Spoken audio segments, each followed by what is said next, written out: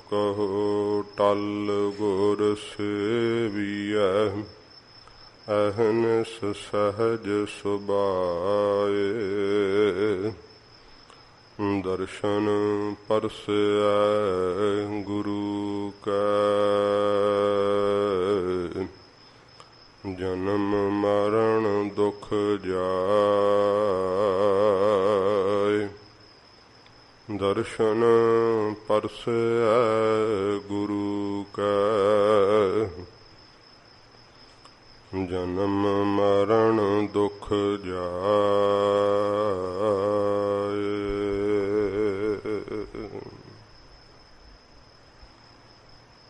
ਸਤਿਨਾਮ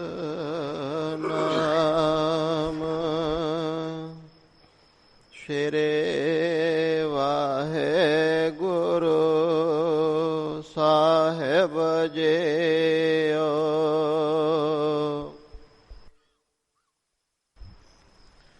ਵਾਰ ਮਾਝ ਕੇ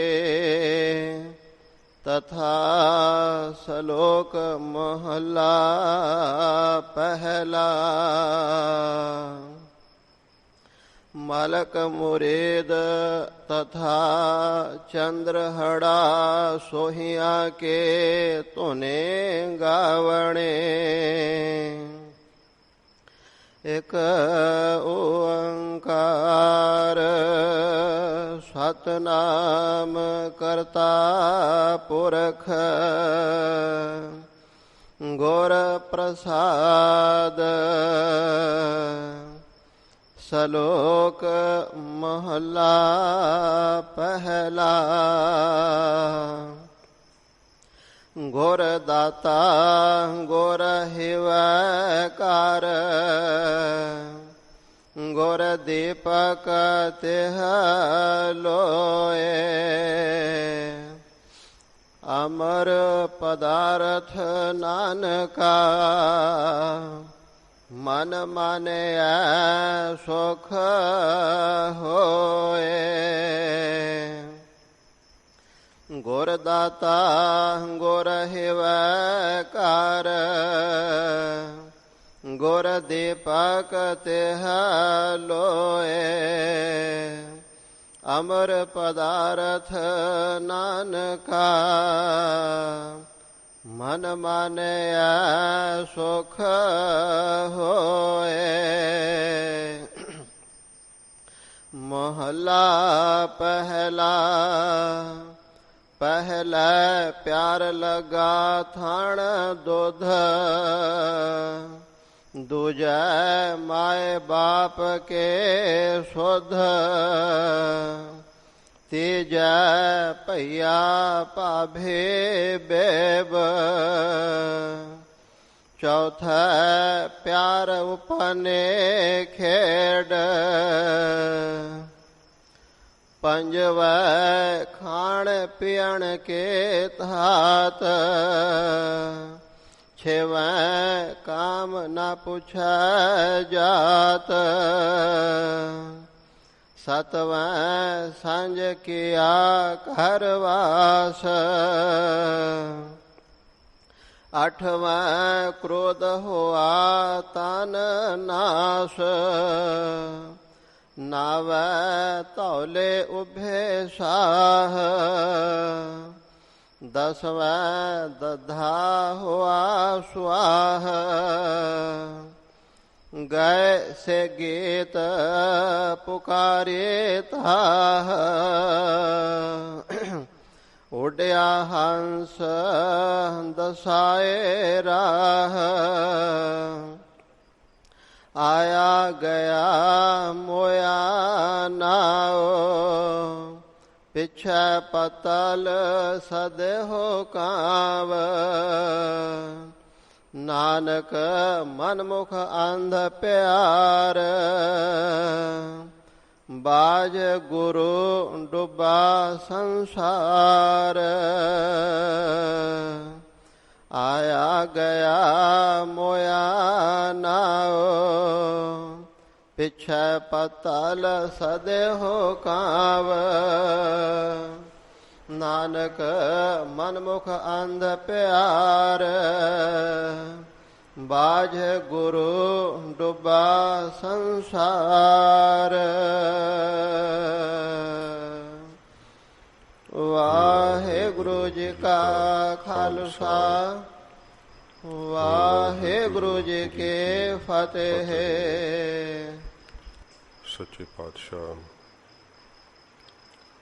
ਦੀਨ ਦੁਨੀਆ ਦੇ ਮਾਲਕ 10 ਪਾਤਸ਼ਾਹੀਆਂ ਦੇ ਆਤਮਿਕ ਸਵਰੂਪ ਜੁਗੋ ਜੁਗ ਅਟਲ ਧੰਨ ਸਾਹਿਬ ਸ਼੍ਰੀ ਗੁਰੂ ਗ੍ਰੰਥ ਸਾਹਿਬ ਜੀ ਮਹਾਰਾਜ ਹਜ਼ੂਰ ਦੀ ਪਰਮ ਦਇਆ ਸਦਕਾ ਇਹ ਸਤਸੰਗਤ ਦੀਆਂ ਸੁਭਾਗ ਘੜੀਆਂ ਆਪਾਂ ਨੂੰ ਪ੍ਰਾਪਤ ਹੋਈਆਂ। ਗਰੀਬ ਨਵਾਜ ਦਇਆ ਦੇ ਸਾਗਰ ਧੰਨ ਗੁਰੂ ਗੋਬਿੰਦ ਸਿੰਘ ਸੱਚੇ ਪਾਤਸ਼ਾਹ ਜੀ ਮਹਾਰਾਜ ਹਜ਼ੂਰ ਦੇ ਮਹਾਨ ਪਵਿੱਤਰ ਸਤਜੁਗੀ ਤਪ ਸਥਾਨ ਤਖਤ ਸੱਚਖੰਡ ਸ਼੍ਰੀ ਹਜ਼ੂਰ ਸ਼੍ਰੀ ਅਬਚਲ ਨਗਰ ਸਾਹਿਬ ਵਿਖੇ ਦਰਸ਼ਨ ਦੀਦਾਰ ਇਹ ਸਤਸੰਗਤ ਦੀਆਂ ਘੜੀਆਂ ਮਹਾਰਾਜ ਜੀ ਨੇ ਤਰਸ ਕਰਕੇ ਬਖਸ਼ਿਸ਼ ਕੀਤੀਆਂ ਹਨ। ਹਜ਼ੂਰ ਦੀ ਪਵਿੱਤਰ ਤੁਰਕੀ ਬਾਣੀ ਦੀ ਲੜੀਵਾਰ ਕਥਾ ਦਾ ਸਮਾਂ ਹੈ। ਪਿਆਰ ਸ਼ਰਧਾ ਨਾਲ ਸਤਿਗੁਰੂ ਜੀ ਦਾ ਅੰਮ੍ਰਿਤ ਉਪਦੇਸ਼ ਮਨ ਇਕਾਗਰ ਕਰਕੇ ਸਰਵਣ ਕਰੀਏ। ਸਤਿਗੁਰੂ ਜੀ ਦੇ ਪਾਵਨ ਚਰਨਾਂ ਦਾ ਧਿਆਨ ਕਰਦੇ ਹੋਏ ਆਖੋ ਜੀ ਸਤਿਨਾਮ ਸ਼੍ਰੀ ਵਾਹਿਗੁਰੂ ਸਾਹਿਬ ਜੀ। ਸਤਿਨਾਮ ਸ਼੍ਰੀ ਵਾਹਿਗੁਰੂ ਸਾਹਿਬ ਜੀ। ਸਤਿਨਾਮ ਸ਼੍ਰੀ ਵਾਹਿਗੁਰੂ ਜੀ। ਵਾਰ ਮਾਝ ਕੇ ਤਥਾ ਸ਼ਲੋਕ ਮਹਲਾ ਪਹਿਲਾ। ਗਰੀਬ ਨਵਾਜ ਧੰਨ ਗੁਰੂ ਅਰਜਨ ਦੇਵ ਸੱਚੇ ਪਾਤਸ਼ਾਹ ਜੀ ਮਹਾਰਾਜ ਹਜ਼ੂਰ 12 ਮਾਝ ਤੋਂ ਬਾਅਦ ਸਤਿਗੁਰਾਂ ਜੀ ਨੇ ਦਿਨ ਰਹਿਣ ਬਾਣੀ ਮਹਾਰਾਜ ਉਚਾਰਨ ਕੀਤੀ। ਹੁਣ ਸੱਚੇ ਪਾਤਸ਼ਾਹ ਜੀ ਮਾਝ ਰਾਗ ਦੀ ਵਾਰ ਸਤਿਗੁਰੂ ਜੀ ਲਿਖਵਾਉਂਦੇ ਹੈ। ਗਰੀਬ ਨਵਾਜ ਸੱਚੇ ਪਾਤਸ਼ਾਹ ਜੀ ਮਹਾਰਾਜ ਇਸ ਪਵਿੱਤਰ ਵਾਰ ਦੇ ਅੰਦਰ ਸੱਚੇ ਪਾਤਸ਼ਾਹ ਜੀ ਮਹਾਰਾਜ ਸੋ ਆਪਣੇ ਸ਼੍ਰੀ ਕੰਠ ਤੋਂ ਪਾਵਨ ਉਪਦੇਸ਼ ਬਖਸ਼ਿਸ਼ ਕਰਦੇ ਹਨ। ਮਾਲਕ ਮੁਰੇਦ ਤਥਾ ਚੰਦਰਹੜਾ ਸੋਹੀਆਂ ਕੇ ਧੁਨੇ ਗਾਵਣੇ। ਪਿੱਛੋਂ ਆਰੰਭ ਤੋਂ ਪੜੋ, ਪਹਿਲਾਂ ਆਰੰਭ ਤੋਂ ਪੜੋ। ਵਾਰ ਮਾਝ ਕੇ ਤਥਾ ਸ਼ਲੋਕ ਮਹਲਾ ਪਹਿਲਾ। ਵਾਰ ਮਾਝ ਕੀ ਮਾਝ ਰਾਗ ਦੀ ਇਹ ਵਾਰ ਹੈ ਸਾਧ ਸੰਗਤ ਜੀ। ਵਾਰ ਨਾਮ ਯੁੱਧ ਦਾ ਹੁੰਦਾ ਹੈ ਜਿਹਦੇ ਅੰਦਰ ਉਧਰੋਂ ਉਧਰੀ ਸੂਰਮੇ ਬਹੁਤ ਵੀਰਤਾ ਨਾਲ ਲੜਦੇ ਹੈ। ਸੱਚੇ ਪਾਤਸ਼ਾਹ ਜੀ ਮਹਾਰਾਜ ਨੇ ਇਹਦੇ ਅੰਦਰ ਸਾਧ ਸੰਗਤ ਜੀ ਵਿਵੇਕ ਦਾ ਤੇ ਮੋਹ ਦਾ ਸਤਿਗੁਰਾਂ ਜੀ ਨੇ ਯੁੱਧ ਕਿਹਾ ਹੈ। ਕਿਵੇਂ ਵਿਵੇਕ ਮੋਹ ਦੇ ਉੱਤੇ ਫਤਿਹ ਪਾਉਂਦਾ ਹੈ ਇਹ ਸੱਚੇ ਪਾਤਸ਼ਾਹ ਜੀ ਮਹਾਰਾਜ ਨੇ ਜਿਹੜੀ ਮਾਝ ਰਾਗ ਦੀ ਵਾਰ ਹੈ ਉਹ ਸਤਿਗੁਰੂ ਪਾਤਸ਼ਾਹ ਜੀ ਮਹਾਰਾਜ ਫਰਮਾਉਂਦੇ ਹਨ। ਫਿਰ ਪੜਿਓ ਵਾਰ। ਵਾਰ ਮਾਝ ਕੇ ਤਥਾ ਸ਼ਲੋਕ ਮਹਲਾ ਪਹਿਲਾ। ਤਥਾ ਮਹਾਰਾਜ ਸਾਹਿਬ ਜੀ ਨੇ ਇਹ ਸਰਲੇਖ ਧਰਿਆ ਹੈ। ਸ਼ਲੋਕ ਮਹੱਲਾ ਪਹਿਲਾ ਪਹਿਲੇ ਪਾਤਸ਼ਾਹ ਜੀ ਮਹਾਰਾਜ ਦੀ ਇਹ ਵਾਰ ਹੈ। ਤਥਾ ਨਾਲ ਭਾਵ ਗੁਰੂ ਸਾਹਿਬ ਗੁਰੂ ਅੰਗਦ ਸਾਹਿਬ ਜੀ ਮਹਾਰਾਜ ਦੇ ਵੀ ਸ਼ਲੋਕ ਆਉਣਗੇ। ਉੱਥੇ ਸਾਧ ਸੰਗਤ ਜੀ ਨਾਲ ਮਹੱਲਾ ਵਾਚਕ ਆਉਂਦਾ ਹੈ ਕਿ ਸ਼ਲੋਕ ਮਹੱਲਾ ਦੂਜਾ। ਇਉਂ ਸੱਚੇ ਪਾਤਸ਼ਾਹ ਜੀ ਮਹਾਰਾਜ ਗੁਰੂ ਨਾਨਕ ਸਾਹਿਬ ਜੀ ਮਹਾਰਾਜ ਦੇ ਨਾਮ ਦੇ ਸਰਲੇਖ ਥੱਲੇ ਸਤਿਗੁਰੂ ਜੀ ਇਸ ਵਾਰ ਨੂੰ ਗਰੀਬ ਨਵਾਜ ਲਿਖਦੇ ਹੈ ਕਿ ਤਥਾ ਸ਼ਲੋਕ ਮਹੱਲਾ ਪਹਿਲਾ। ਹੋਰਨਾਂ ਸਤਿਗੁਰਾਂ ਜੀ ਦੇ ਵੀ ਸ਼ਲੋਕ ਆਉਣਗੇ। ਤੋ ਗੁਰੂ ਨਾਨਕ ਦੇਵ ਸੱਚੇ ਪਾਤਸ਼ਾਹ ਜੀ ਮਹਾਰਾਜ ਜੀ ਦਾ ਹਜੂਰ ਦਾ ਉਚਾਰਨ ਕੀਤਾ ਹੋਇਆ ਇਹ ਪਾਵਨ ਸ਼ਲੋਕ ਆ ਰਿਹਾ ਹੈ। ਇਹ ਮਾਝ ਰਾਗ ਦੀ ਵਾਰ ਸਤਿਗੁਰੂ ਜੀ ਉਚਾਰਨ ਕਰਦੇ ਆ। ਮਲਕ ਮੁਰੀਦ ਤਥਾ ਚੰਦਰਹੜਾ ਸੋਹਿਆਂ ਕੇ ਧੁਨੇ ਗਾਵਣੇ। ਇਹ ਮਾਝ ਰਾਗ ਦੀ ਜੋ ਵਾਰ ਹੈ, ਇਹ ਸਾਧ ਸੰਗਤ ਜੀ ਇਹਦੀ ਧੁਨ ਗੁਰੂ ਹਰਗੋਬਿੰਦ ਸਾਹਿਬ ਸੱਚੇ ਪਾਤਸ਼ਾਹ ਜੀ ਮਹਾਰਾਜ ਮੀਰੀ ਪੀਰੀ ਦੇ ਮਾਲਕ ਸਤਿਗੁਰੂ ਜੀ ਨੇ ਚੜਾਈ ਹੈ, ਜਿਸ ਦੀ ਗਵਾਹੀ ਗੁਰਬਲਾਸ ਪਾਤਸ਼ਾਹੀ ਛੇਵੀਂ ਜੋ ਭਾਈ ਮਨੀ ਸਿੰਘ ਸਾਹਿਬ ਜੀ ਦਾ ਭਾਈ ਭਗਤ ਸਿੰਘ ਨਾਲ ਜੋ ਸੰਵਾਦ ਹੋਇਆ, ਉਹ ਬਚਨ ਸਾਧ ਸੰਗਤ ਜੀ ਉੱਥੇ ਦਰਜ ਹਨ। ਸਤਿਗੁਰਾਂ ਜੀ ਨੇ 9 ਵਾਰਾਂ ਦੀਆਂ ਧੁਨਾਂ ਹਜੂਰ ਨੇ ਚੜਾਈਆਂ ਨੇ। 22 ਵਾਰਾਂ ਹਨ ਸ੍ਰੀ ਗੁਰੂ ਗ੍ਰੰਥ ਸਾਹਿਬ ਜੀ ਮਹਾਰਾਜ ਦੇ ਅੰਦਰ। ਇਹ ਸੱਚੇ ਪਾਤਸ਼ਾਹ ਜੀ ਮਹਾਰਾਜ ਮਾਝ ਰਾਗ ਦੀ ਵਾਰ ਦੀ ਸਤਿਗੁਰੂ ਜੀ ਧੁਨੀ ਚੜਾਉਂਦੇ ਹੈ। ਤੇ ਇਹ ਧੁਨੀ ਮਹਾਰਾਜ ਨੇ ਕਿਹੜੀ ਚੜਾਈ ਹੈ? ਮਲਕ ਮੁਰੀਦ ਤਥਾ ਚੰਦਰਹੜਾ ਸੋਹੀਆਂ ਕੀ ਧੁਨੀ ਗਾਵਣੀ। ਇਹ ਸਾਧ ਸੰਗਤ ਜੀ ਮਲਕ ਮੁਰੀਦ ਕੌਣ ਹੋਇਆ ਹੈ ਤੇ ਚੰਦਰਹੜਾ ਸੋਹੀਆ ਇਹ ਕੌਣ ਸੀਗਾ? ਕਿਉਂਕਿ ਸ੍ਰੀ ਗੁਰੂ ਗ੍ਰੰਥ ਸਾਹਿਬ ਜੀ ਮਹਾਰਾਜ ਅੰਦਰ ਲਿਖੇ ਹੋਏ ਸ਼ਬਦ ਨੇ ਤੇ ਗੁਰਸਿੱਖ ਨੂੰ ਸ਼ਬਦਾਂ ਦਾ ਅਰਥ ਬੋਧ ਹੋਣਾ ਜ਼ਰੂਰੀ ਹੈ। ਇਹ ਸੱਚੇ ਪਾਤਸ਼ਾਹ ਜੀ ਮਹਾਰਾਜ ਸਾਨੂੰ ਕਿਰਪਾ ਕਰਕੇ ਆਗਿਆ ਕੀਤੀ ਹੈ ਮਹਾਰਾਜ ਨੇ ਕਿ ਇਸ ਧੁਨ ਦੇ ਉੱਤੇ ਇਹ ਮਾਝ ਦੀ ਵਾਰ ਗਾਉਣੀ। ਜਿਵੇਂ ਮਹਾਰਾਜ ਜੀ ਨੇ ਆਸਾ ਦੀ ਵਾਰ ਕਿਹਾ ਨਾ ਕਿ ਟੁੰਡੇ ਅਸਰਾਜਾ ਕੀ ਧੁਨੀ, ਉਹ ਅਸਰਾਜ ਰਾਜਾ ਸੀ ਜਿਹੜਾ ਟੁੰਡਾ ਸੀ, ਉਹ ਆਸਾ ਦੀ ਵਾਰ ਮਹਾਰਾਜ ਨੇ ਉਸ ਧੁਨ ਉੱਤੇ ਹਜੂਰ ਨੇ ਗਾਉਣ ਦੀ ਆਗਿਆ ਕੀਤੀ ਹੈ। ਤੋ ਸਾਧ ਸੰਗਤ ਜੀ ਇਹ ਜ਼ਿਕਰ ਆਉਂਦਾ ਹੈ ਕਿ ਜਿਹੜਾ ਕਾਬਲ ਦੇਸ਼ ਸੀਗਾ, ਜਦੋਂ ਅਕਬਰ ਦਾ ਰਾਜ ਸੀ ਨਾ, ਕਾਬਲ ਦੇ ਜਿਹੜੇ ਹਾਕਮ ਸੀਗੇ ਉਹ ਮਾਮਲਾ ਦੇਣ ਤੋਂ ਆਕੀ ਹੋ ਗਏ, ਅਕਬਰ ਦੇ ਮੁਤਹਿਤ ਨਾ ਚੱਲਣ। ਤੇ ਅਕਬਰ ਨੇ ਤੇ ਸਮੇਂ ਬਹੁਤ ਗੁੱਸੇ ਵਿੱਚ ਆ ਕਰਕੇ ਇੱਕ ਤਲਵਾਰ ਰੱਖੀ, ਪਾਨਾਂ ਦਾ ਬੀੜਾ ਰੱਖਿਆ ਤੇ ਬੜੇ ਬੜੇ ਸੂਰਬੀਰਾਂ ਦਾ ਇਕੱਠ ਕੀਤਾ। ਕਿਹਾ ਕੋਈ ਐਸਾ ਸੂਰਬੀਰ ਯੋਧਾ ਹੋਵੇ ਜਿਹੜਾ ਕਾਬਲ ਤੇ ਚੜ੍ਹਾਈ ਕਰਕੇ ਜਾਵੇ।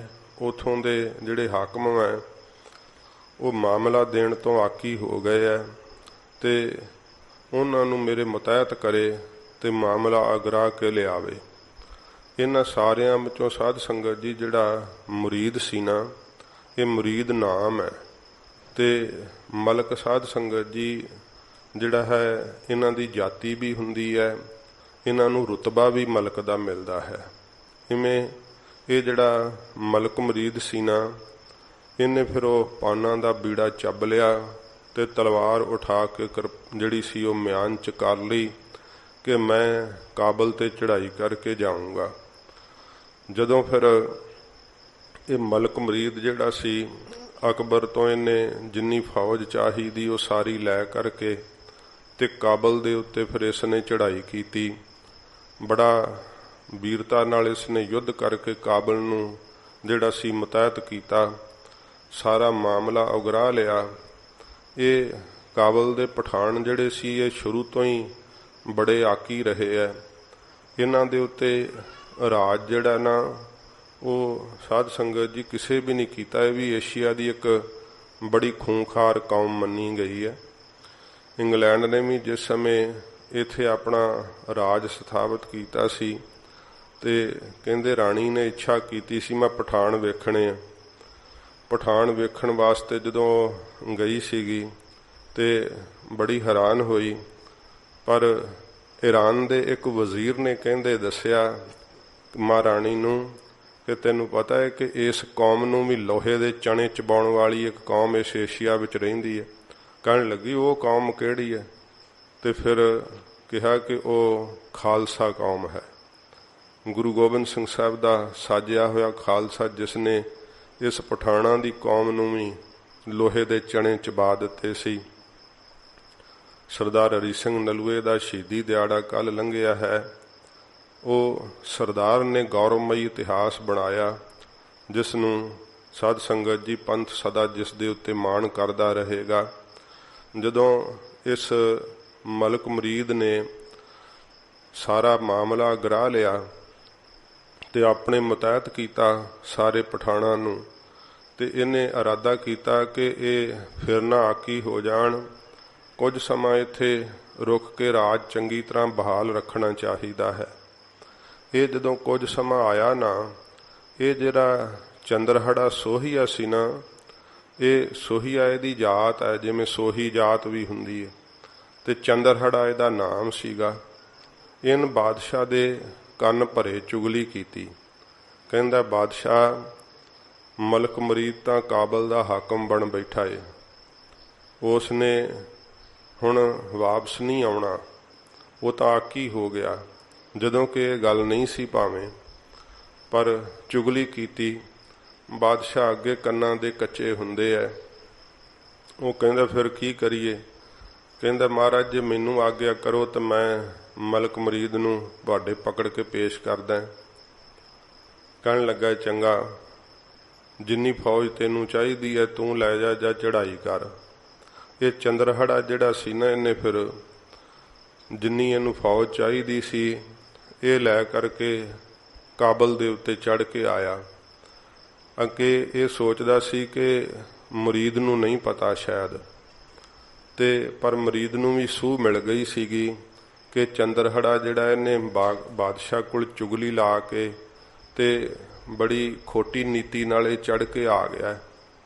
ਤੇ ਉਸ ਸਮੇਂ ਇਹਨੇ ਪਹਿਲੋਂ ਆ ਕਰਕੇ ਨਾ ਚੰਦਰਹੜਾ ਨੇ ਪ੍ਰੇਮ ਦੇ ਨਾਲ ਇਹਨੂੰ ਵਸ ਕਰਨਾ ਚਾਹਿਆ ਮੁਰੀਦ ਨੂੰ, ਜਿਹੜਾ ਮਲਕ ਮੁਰੀਦ ਸੀ, ਕਿ ਧੋਖੇ ਨਾਲ ਇਹਨੂੰ ਮੈਂ ਛਲ 'ਚ ਲੈ ਕੇ ਮਾਰ ਦਿੰਨਾ।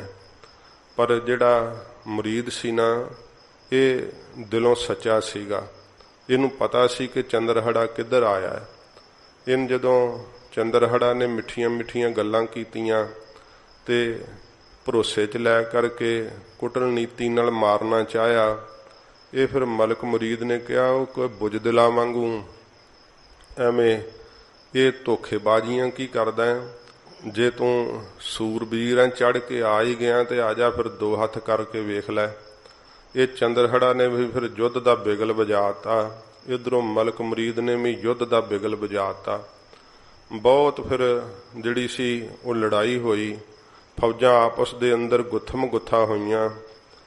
ਜਦਾ ਮਲਕ ਮੁਰੀਦ ਸੀ, ਇਹਨੇ ਵੇਖਿਆ ਕਿ ਦੋਵੇਂ ਪਾਸਿਓਂ ਫੌਜ ਤਾਂ ਬਾਦਸ਼ਾਹ ਦੀ ਮਰ ਰਹੀ ਹੈ, ਗਲਤੀ ਚੰਦਰਹੜਾ ਦੀ ਹੈ।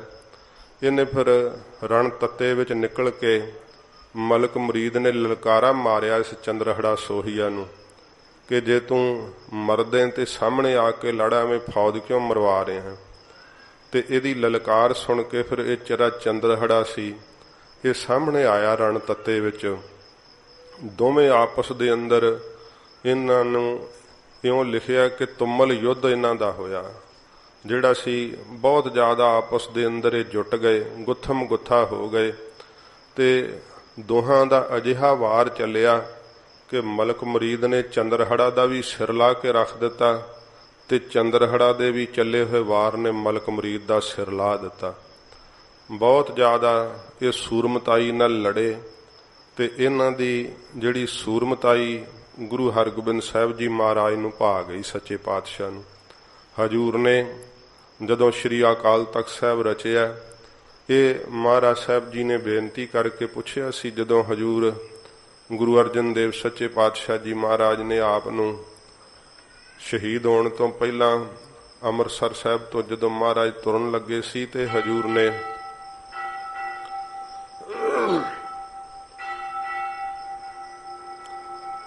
ਗੁਪਤ ਰੂਪ ਚ ਮਹਾਰਾਜ ਜੀ ਨੇ ਗੁਰਿਆਈ ਮਹਾਰਾਜ ਦੇ ਦਿੱਤੀ ਸੀ ਬਾਬਾ ਬੁੱਢਾ ਸਾਹਿਬ ਜੀ ਨੂੰ ਆਗਿਆ ਕਰਕੇ।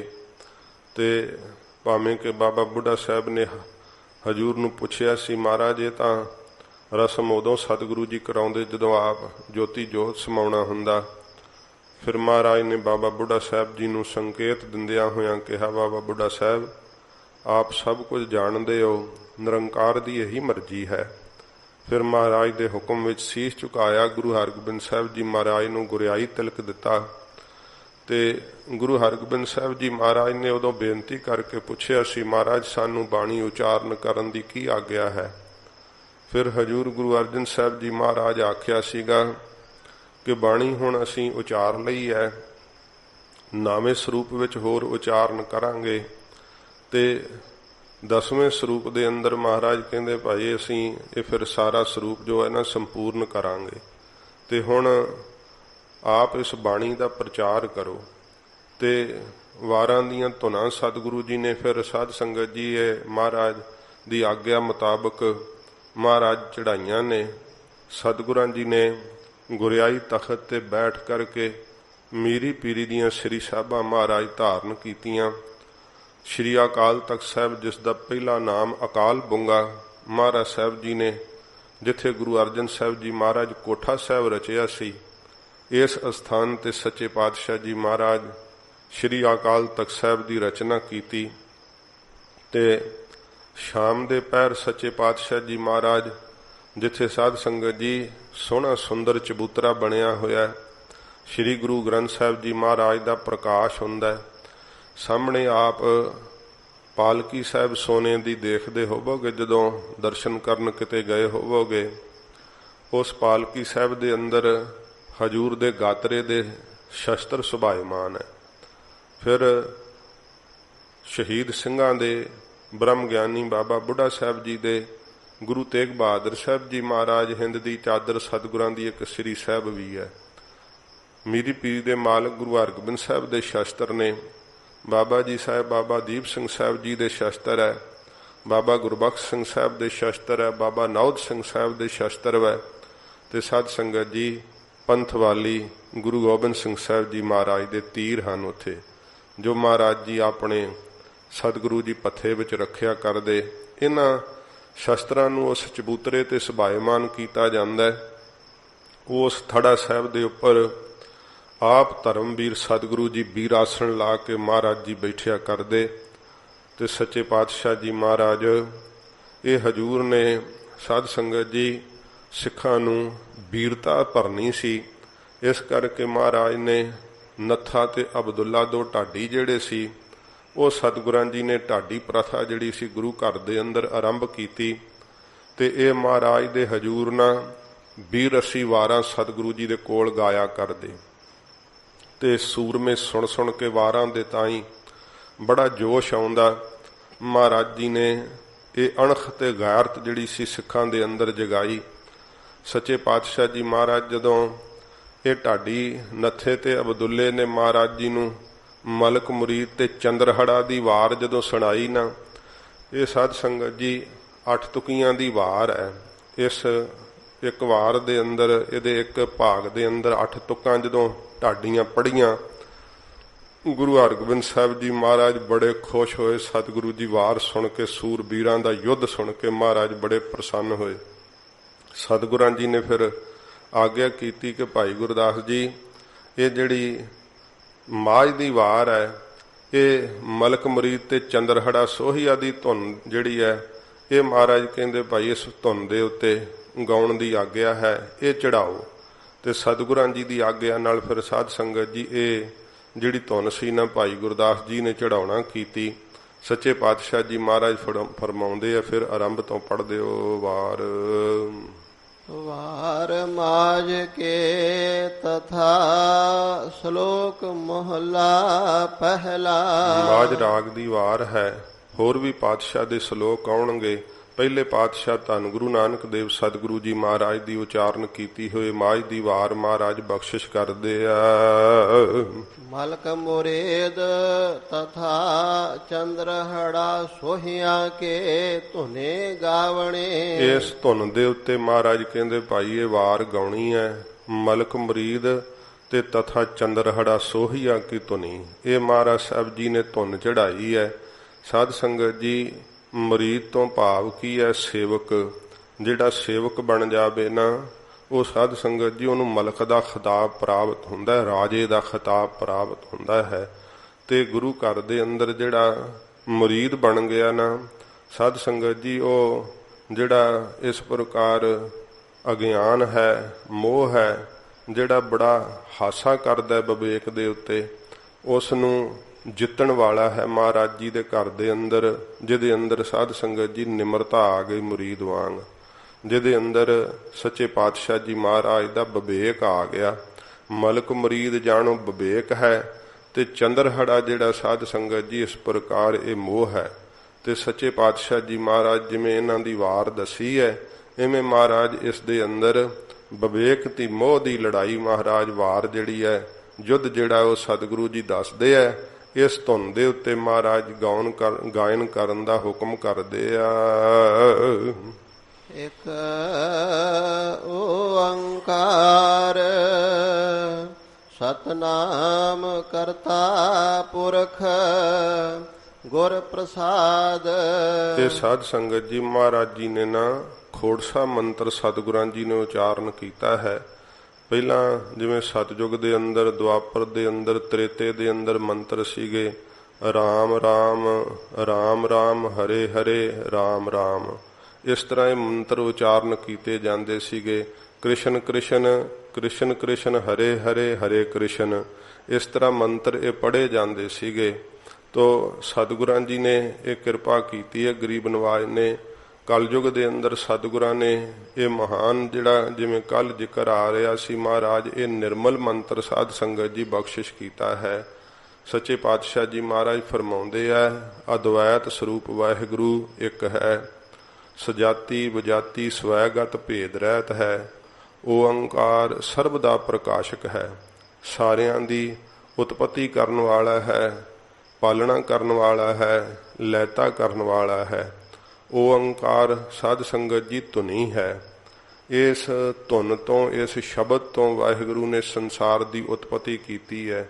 ਮਹਾਰਾਜ ਕਿਹਾ ਹੈ ਕਿ ਜਿੱਥੇ ਓੰਕਾਰ ਬਾਣੀ ਉਚਾਰੀ ਹੈ, ਮਹਾਰਾਜ ਕਹਿੰਦੇ ਓੰਕਾਰ ਬ੍ਰਹਮਾ ਉਤਪਤ, ਓੰਕਾਰ ਕੀਆ ਜਨ ਚਿਤ, ਓੰਕਾਰ ਸੈਲ ਜੁਗ ਭਏ, ਓੰਕਾਰ ਵੇਦ ਨਿਰਮਏ।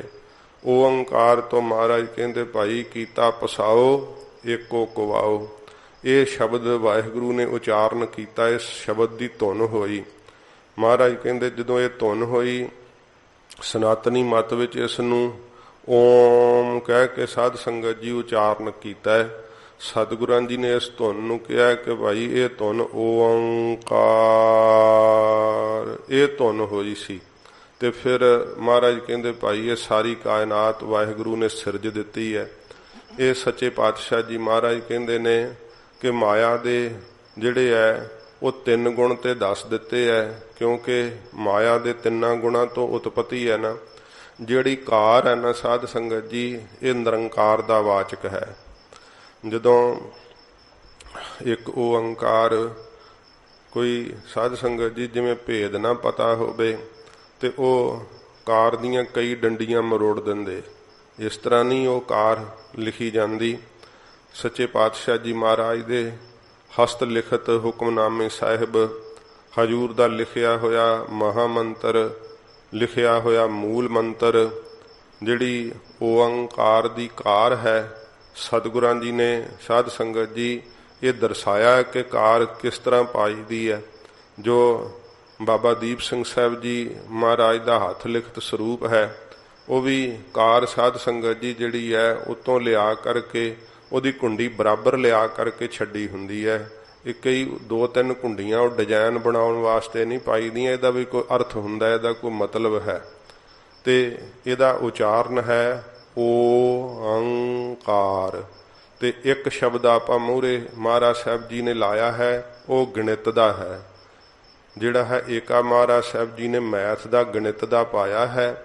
ਤੇ ਜਦੋਂ ਇਹਦਾ ਉਚਾਰਨ ਸਿੱਖਦੇ ਹੈ, ਬੜੀ ਸਾਧ ਸੰਗਤ ਜੀ ਦੁੱਖ ਵਾਲੀ ਗੱਲ ਹੈ, ਕਿਉਂਕਿ ਇਹ ਜਿਹੜਾ ਹੈ ਸਾਡਾ ਕੋਈ ਨਿਯਮ ਨਹੀਂ ਨਾ ਰਿਹਾ।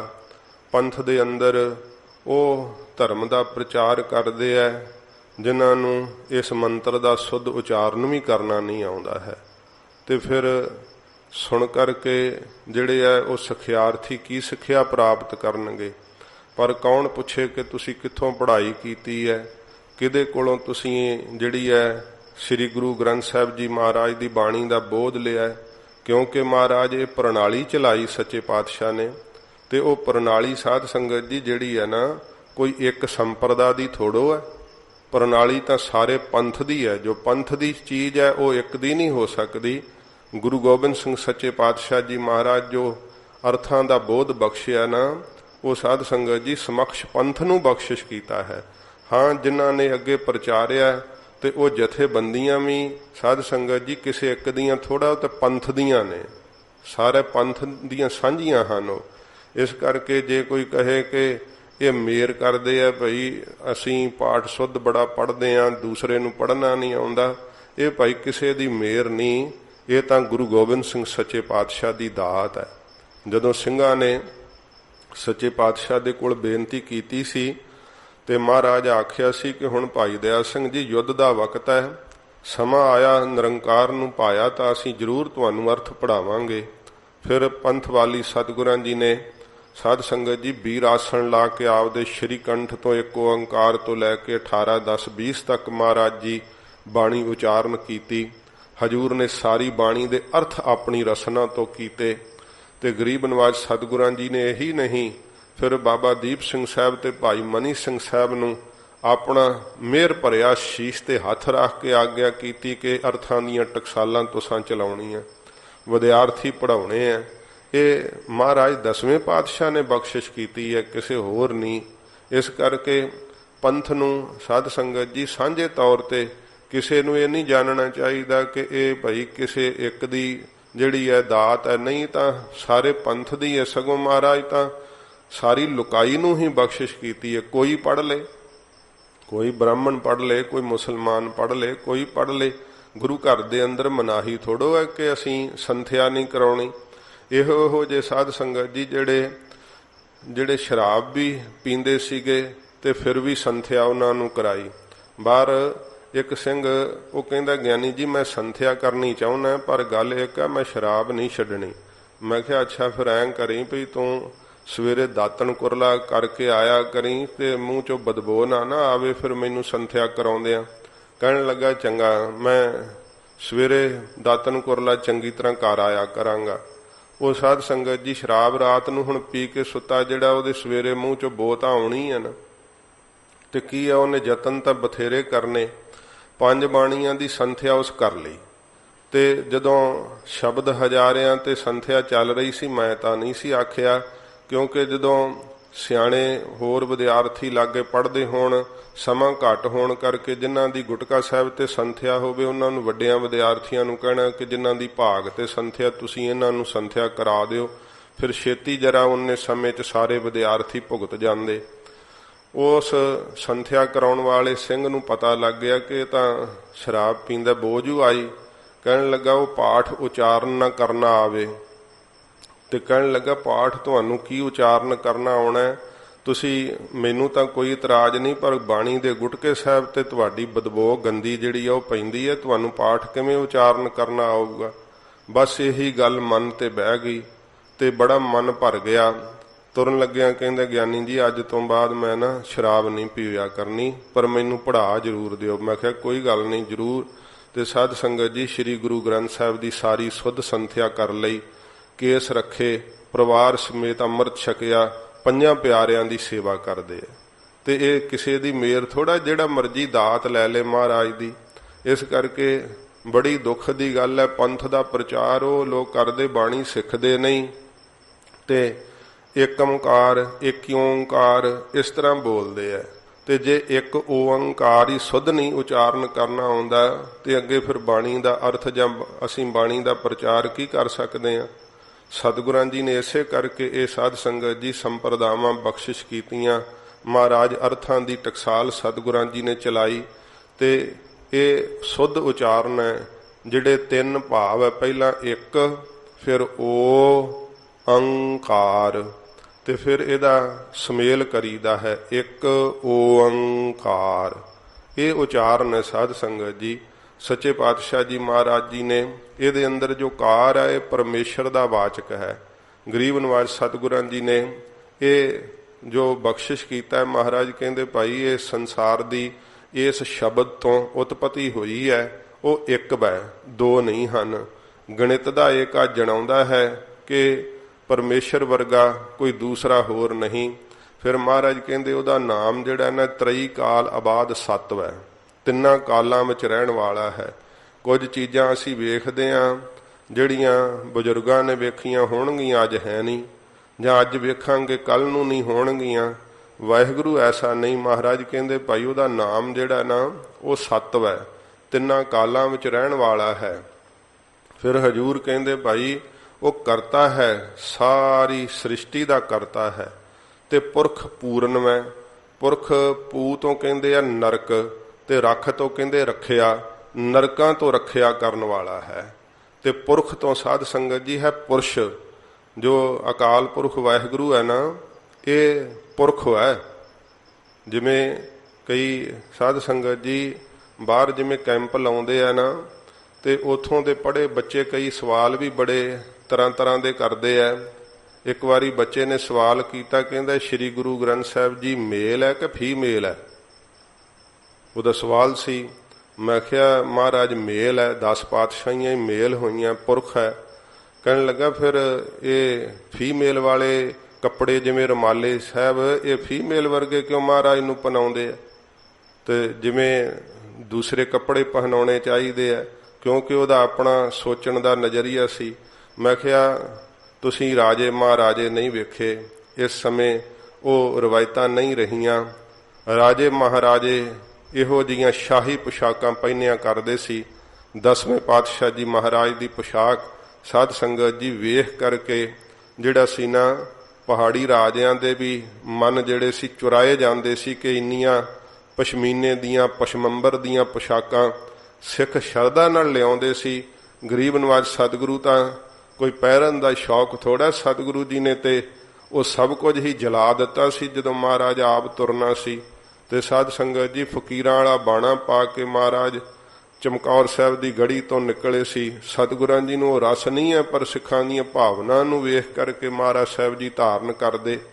ਇਵੇਂ ਸਿੱਖ ਭਾਵਨਾ ਨਾਲ ਸਤਿਗੁਰਾਂ ਜੀ ਨੂੰ, ਕਿਉਂਕਿ ਮਹਾਰਾਜ ਸ੍ਰੀ ਗੁਰੂ ਗ੍ਰੰਥ ਸਾਹਿਬ ਜੀ ਤਖਤ ਦੇ ਮਾਲਕ ਨੇ, ਇਸ ਕਰਕੇ ਸੱਚੇ ਪਾਤਸ਼ਾਹ ਜੀ ਮਹਾਰਾਜ ਨੂੰ ਸੋਹਣੇ ਸੁੰਦਰ ਜਿਵੇਂ ਰਾਜਿਆਂ ਨੂੰ ਨਜ਼ਰਾਨੇ ਭੇਟ ਕਰਦੇ ਆ ਨਾ, ਉਹਨਾਂ ਦੇ ਅਮੀਰ ਵਜ਼ੀਰ ਜਾਂ ਉਹਨਾਂ ਦੇ ਮਤਹਿਤ ਚੱਲਣ ਵਾਲੇ ਸ੍ਰੀ ਗੁਰੂ ਗ੍ਰੰਥ ਸਾਹਿਬ ਸੱਚੇ ਪਾਤਸ਼ਾਹ ਜੀ ਮਹਾਰਾਜ ਗੁਰਿਆਈ ਦੇ ਮਾਲਕ ਵੈ। ਇਸ ਕਰਕੇ ਸ਼ਹਿਨਸ਼ਾਹਨ ਸਤਿਗੁਰੂ ਜੀ ਨੂੰ ਸੁੰਦਰ ਵਧੀਆ ਜਿਹੜੇ ਪੁਸ਼ਾਕੇ ਹੈ ਉਹ ਸਿੱਖ ਭਾਵਨਾ ਕਰਕੇ ਭੇਟ ਕਰਦੇ ਹੈ। ਸ਼੍ਰੀ ਹਰਿਮੰਦਰ ਸਾਹਿਬ ਜੀ ਇੱਕ ਰੁਮਾਲਾ ਸਾਹਿਬ ਜਿਹੜਾ ਚੜ੍ਹਦਾ ਦੁਆਰਾ ਨਹੀਂ ਸਾਧ ਸੰਗਤ ਜੀ ਲੱਗਦਾ, ਇੰਨੀ ਸ਼ਰਧਾ ਨਾਲ ਰੋਜ਼ ਚੰਦੋਆ ਸਾਹਿਬ ਮਹਾਰਾਜ ਜੀ ਦਾ ਬਦਲਦੇ ਆ। ਜਦੋਂ ਰਾਤ 12 ਵਜੇ ਸੇਵਾ ਹੁੰਦੀ ਤੇ ਵਾਰੀ ਨਹੀਂ ਆਉਂਦੀ, ਉੱਥੇ ਸੇਵਾਦਾਰਾਂ ਨੂੰ ਪੁੱਛੋ ਤੇ ਉਹ ਕਹਿੰਦੇ ਆ ਕਿ ਜੇ ਤੁਸੀਂ ਆਪਣੀ ਵਾਰੀ ਲੈਣੀ ਹੈ ਤੇ ਤੁਹਾਨੂੰ 5-5 ਸਾਲ ਤੱਕ ਲੈਣ ਵਿੱਚ ਲੱਗਣਾ ਪਵੇਗਾ। ਇੰਨੀ ਸਤਿਗੁਰਾਂ ਦੇ ਉੱਪਰ ਜਿਹੜੀ ਹੈ ਸੰਗਤ ਸ਼ਰਧਾ ਕਰਦੀ ਹੈ। ਤੇ ਇੱਕ ਇੱਕ ਰੁਮਾਲਾ ਸਾਹਿਬ ਸਾਧ ਸੰਗਤ ਜੀ ਕਈ ਲੱਖਾਂ ਦੀ ਕੀਮਤ ਦੇ ਹੈ। ਸਤਿਗੁਰੂ ਪਾਤਸ਼ਾਹ ਜੀ ਮਹਾਰਾਜ ਨੂੰ ਇੰਦਰ ਸੁੰਦਰ ਜਿਹੜੇ ਆ ਪੁਸ਼ਾਕੇ ਸੰਗਤਾਂ ਭੇਟ ਕਰਦੀਆਂ। ਮਹਾਰਾਜ ਸਾਹਿਬ ਜੀ ਪੁਰਖ ਹਨ।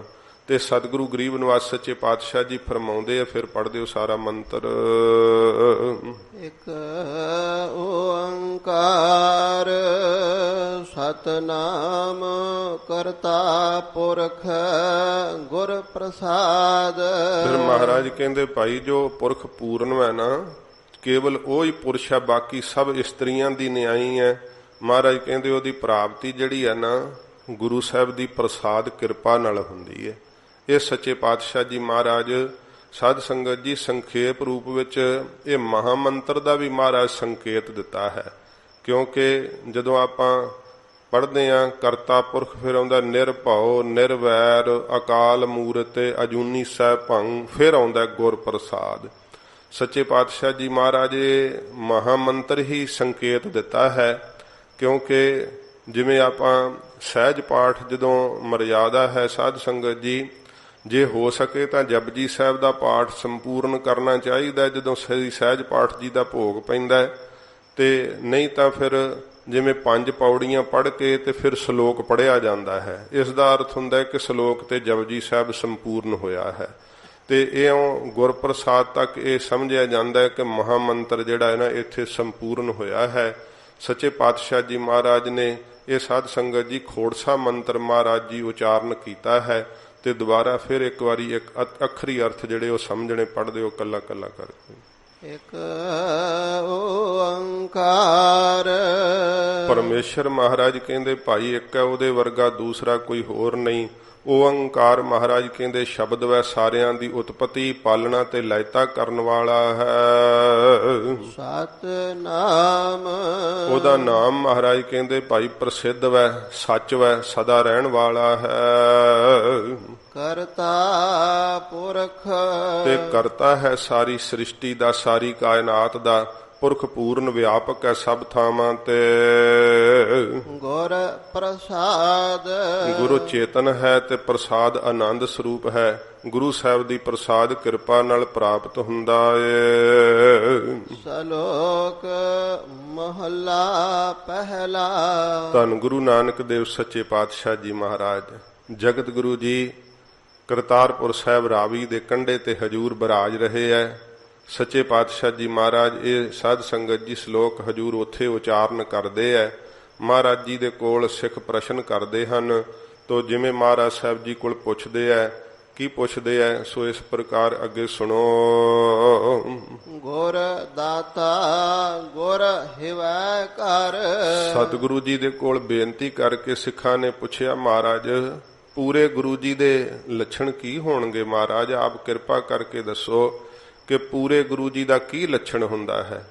ਤੇ ਸਿੱਖਾਂ ਦੀ ਇਹ ਬੇਨਤੀ ਮੰਨ ਕੇ ਕਰਤਾਰਪੁਰ ਸਾਹਿਬ ਦਾ ਉਹ ਸਾਧ ਸੰਗਤ ਜੀ ਪਵਿੱਤਰ ਰਮਣੀਕ ਅਸਥਾਨ ਰਾਵੀ ਦਰਿਆ ਠਾਠਾ ਮਾਰਦਾ ਜਿਸ ਦੇ ਲਾਗੋਂ ਦੀ ਗੁਜ਼ਰਦਾ ਹੈ, ਸੱਚੇ ਪਾਤਸ਼ਾਹ ਜੀ ਮਹਾਰਾਜ ਦੀ ਬਣਾਈ ਹੋਈ ਉਹ ਧਰਮਸ਼ਾਲਾ ਹਜੂਰ ਨੇ ਜੋ ਆਪਣੇ ਹੱਥੀਂ ਸਤਿਗੁਰਾਂ ਜੀ ਨੇ ਜਿਸ ਅਸਥਾਨ ਨੂੰ ਵਿਦਿਮਾਨ ਕੀਤਾ, ਉਹ ਕਰਤਾਰਪੁਰ ਸਾਹਿਬ ਦਾ ਪਾਵਨ ਅਸਥਾਨ ਜਿੱਥੇ ਸਤਿਗੁਰਾਂ ਜੀ ਨੇ ਬੇਅੰਤ ਕੌਤਕ ਵਰਤਾਏ। ਹਜੂਰ ਨੇ ਆਪ ਕਿਰਤ ਕਰਨ ਦੀ ਸੱਚੇ ਪਾਤਸ਼ਾਹ ਨੇ ਜਾਚ ਦੱਸੀ। ਮਹਾਰਾਜ ਦੇ ਕੋਲ ਜਦੋਂ ਸਿੱਖਾਂ ਨੇ ਪੁੱਛਿਆ, ਮਹਾਰਾਜ ਪੂਰੇ ਗੁਰੂ ਜੀ ਕੈਸੇ ਹੁੰਦੇ ਐ? ਤੇ ਹਜੂਰ ਕਿਰਪਾ ਕਰਕੇ ਆਪਣੇ ਸ਼੍ਰੀ ਕੰਠ ਤੋਂ ਮਹਾਰਾਜ ਦੱਸਦੇ ਆ ਕਿ ਭਾਈ ਪੂਰੇ ਗੁਰੂ ਜੀ ਕੈਸੇ ਹੁੰਦੇ ਆ। ਗੁਰ ਦਾਤਾ ਗੁਰ ਹਿਵੈ ਕਰ। ਸੱਚੇ ਪਾਤਸ਼ਾਹ ਜੀ ਮਹਾਰਾਜ ਕਹਿੰਦੇ ਆ, ਗੁਰਸਿੱਖੋ ਗੁਰੂ ਸਾਹਿਬ ਨਾ ਦਾਤੇ ਐ। ਸੱਚੇ ਪਾਤਸ਼ਾਹ ਜੀ ਮਹਾਰਾਜ ਜੋ ਕੁਝ ਚਾਹੀਦਾ ਨਾ ਐਸੇ ਸਮਰੱਥ ਦਾਤੇ ਹਨ, ਸਭ ਕੁਝ ਹੀ ਦੇਣ ਦੀ ਸ਼ਕਤੀ ਰੱਖਦੇ ਐ। ਜਿਤੜੇ ਫਲ ਮਨ ਬਾਂਛੀਐ ਤਿਤੜੇ ਸਤਿਗੁਰ ਪਾਸ। ਐਸੇ ਦਾਤੇ ਐ। ਧੰਨ ਗੁਰੂ ਗੋਬਿੰਦ ਸਿੰਘ ਸੱਚੇ ਪਾਤਸ਼ਾਹ ਜੀ ਮਹਾਰਾਜ ਆਪ ਦਾ ਸਰਬੰਸੀ ਮਹਾਰਾਜ ਨੇ ਦਾਤ ਦੇ ਦਿੱਤੀ। ਸਾਧ ਸੰਗਤ ਜੀ ਜਦੋਂ ਭਾਈ ਦਇਆ ਸਿੰਘ ਸਾਹਿਬ ਨੇ ਪੁੱਛਿਆ ਸੀਗਾ, ਮਹਾਰਾਜ ਕੀ ਦਿਓਗੇ? ਸਤਿਗੁਰੂ ਜੀ ਕਹਿੰਦੇ ਸਾਰਾ ਸਰਬੰਸ ਵਾਰ ਦਿਆਂਗੇ, ਸਾਨੂੰ ਅੰਮ੍ਰਿਤ ਦੀ ਦਾਤ ਬਖਸ਼ੋ। ਐਸੇ ਗੁਰੂ ਸਾਹਿਬ ਮਹਾਰਾਜ ਕਹਿੰਦੇ ਗੁਰਦਾਤਾ ਗੁਰ ਹਿਵੈ ਘਰ। ਹਿਵੈ ਕਹਿੰਦੇ ਸਾਧ ਸੰਗਤ ਜੀ ਬਰਫ਼ ਨੂੰ, ਠੰਡ ਨੂੰ। ਤੇ ਮਹਾਰਾਜ ਕਹਿੰਦੇ ਭਾਈ ਜੋ ਬਰਫ਼ ਹੈ ਨਾ ਸੀਤਲ ਹੁੰਦੀ ਹੈ। ਹਿਵੈ ਦਾ ਅਰਥ ਹੈ ਸੀਤਲ ਠੰਡ। ਮਹਾਰਾਜ ਕਹਿੰਦੇ ਭਾਈ ਗੁਰੂ ਸਾਹਿਬ ਨਾ ਠੰਡ ਦਾ ਸ਼ਾਂਤੀ ਦਾ ਘਰ ਹਨ। ਗੁਰੂ ਸਾਹਿਬ ਦਾ ਇਹ ਐਸਾ ਲੱਖਣ ਮਹਾਰਾਜ ਪ੍ਰਗਟ ਕੀਤਾ ਹੈ। ਸਤਿਗੁਰੂ ਜੀ ਕਹਿੰਦੇ ਭਾਈ ਪੂਰੇ ਗੁਰੂ ਸਾਹਿਬ ਤੱਤੀਆਂ ਤਵੀਆਂ ਨੂੰ ਠਾਰ ਦੇਣਗੇ। ਇਹ ਗਰੀਬ ਨਵਾਜ਼ ਸਤਿਗੁਰਾਂ ਜੀ ਨੇ ਪੂਰੇ ਗੁਰੂ ਦੇ ਲੱਛਣ ਦੱਸੇ ਹੈ। ਤੇ ਸਾਧ ਸੰਗਤ ਜੀ ਜਿਹੜਾ ਕੋਈ ਪੂਰੇ ਗੁਰੂ ਜੀ ਦੀ ਰੀਸ ਕਰਨੀ ਚਾਹੇ ਨਾ, ਦੇਸ਼ ਦੀ ਵੰਡ ਤੋਂ ਪਹਿਲਾਂ ਵਿਸਾਖੀ ਦਾ ਪੁਰਬ ਸੀਗਾ ਤੇ ਸ਼ਾਇਦ ਸਤਿਗੁਰਾਂ ਦਾ ਸ਼ਹੀਦੀ ਗੁਰਪੁਰਬ ਸੀ, ਗੁਰੂ ਅਰਜਨ ਸਾਹਿਬ ਜੀ ਮਹਾਰਾਜ ਦਾ। ਦੇਰਾ ਸਾਹਿਬ ਦੀ ਇਹ ਬਾਤ ਹੈ। ਤੇ ਉਥੇ ਇੱਕ ਪਖੰਡੀ ਬਾਹਰ ਜਿਹੜਾ ਉਹ ਬੈਠਾ ਕਹੇ, हम कोई गुरु अर्जन साहब से कम नहीं है, हमने भी जो है वो ऐसी अवस्था अतीत वाली पाई है, ना हमको कोई गर्मी है ना कोई सर्दी है। ऐसा संगतां नूं कहे। ते अंदर लंगर विच सिंह सेवा करदे जा के दसिया कुछ सिखां ने कि बाहर भई इउं बैठा वो बरकत कहिंदा है। ते सिंह आके कहण लगे, बाबा जी लंगर छकना छको, कोई चीज़ चाहिदी है पर गुरु साहब की बराबरता नहीं करनी चाहिए। ਉਹ ਅੱਗੋਂ ਸਿੰਘਾਂ ਨੂੰ ਵੀ ਕਹਿੰਦਾ ਕਿ ਹਮ ਕੋਈ ਕੰਮ ਹੈ, ਹਮਾਰੀ ਅਵਸਥਾ ਗੁਰੂ ਅਰਜਨ ਸਾਹਿਬ ਜੈਸੀ ਹੈ। ਸਿੰਘ ਚੱਕ ਕੇ ਲੰਗਰ ਚ ਲੈ ਆਏ ਤੇ ਜਦੋਂ ਲੱਗੇ ਨਾ ਜਿੱਥੇ ਪ੍ਰਸ਼ਾਦੇ ਲਾਉਂਦੇ ਸੀ ਤਵੀ ਤੇ ਲੱਗੇ ਬਿਠਾਉਣ ਕੇ ਬੈਠ ਫਿਰ ਜਰਾ ਇੱਥੇ, ਫਿਰ ਡਾਡਾ ਮਾਰੇ, ਕਹਿੰਦੇ ਛੱਡ ਦਿਓ ਮੈਨੂੰ।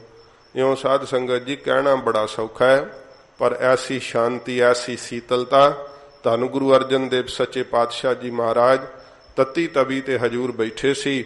ਅੰਗਿਆਰਾਂ ਵਰਗਾ ਤੱਤਾ ਰੇਤਾ ਮਹਾਰਾਜ ਦੇ ਸੀਸ ਤੇ ਪੈਂਦਾ ਸੀ।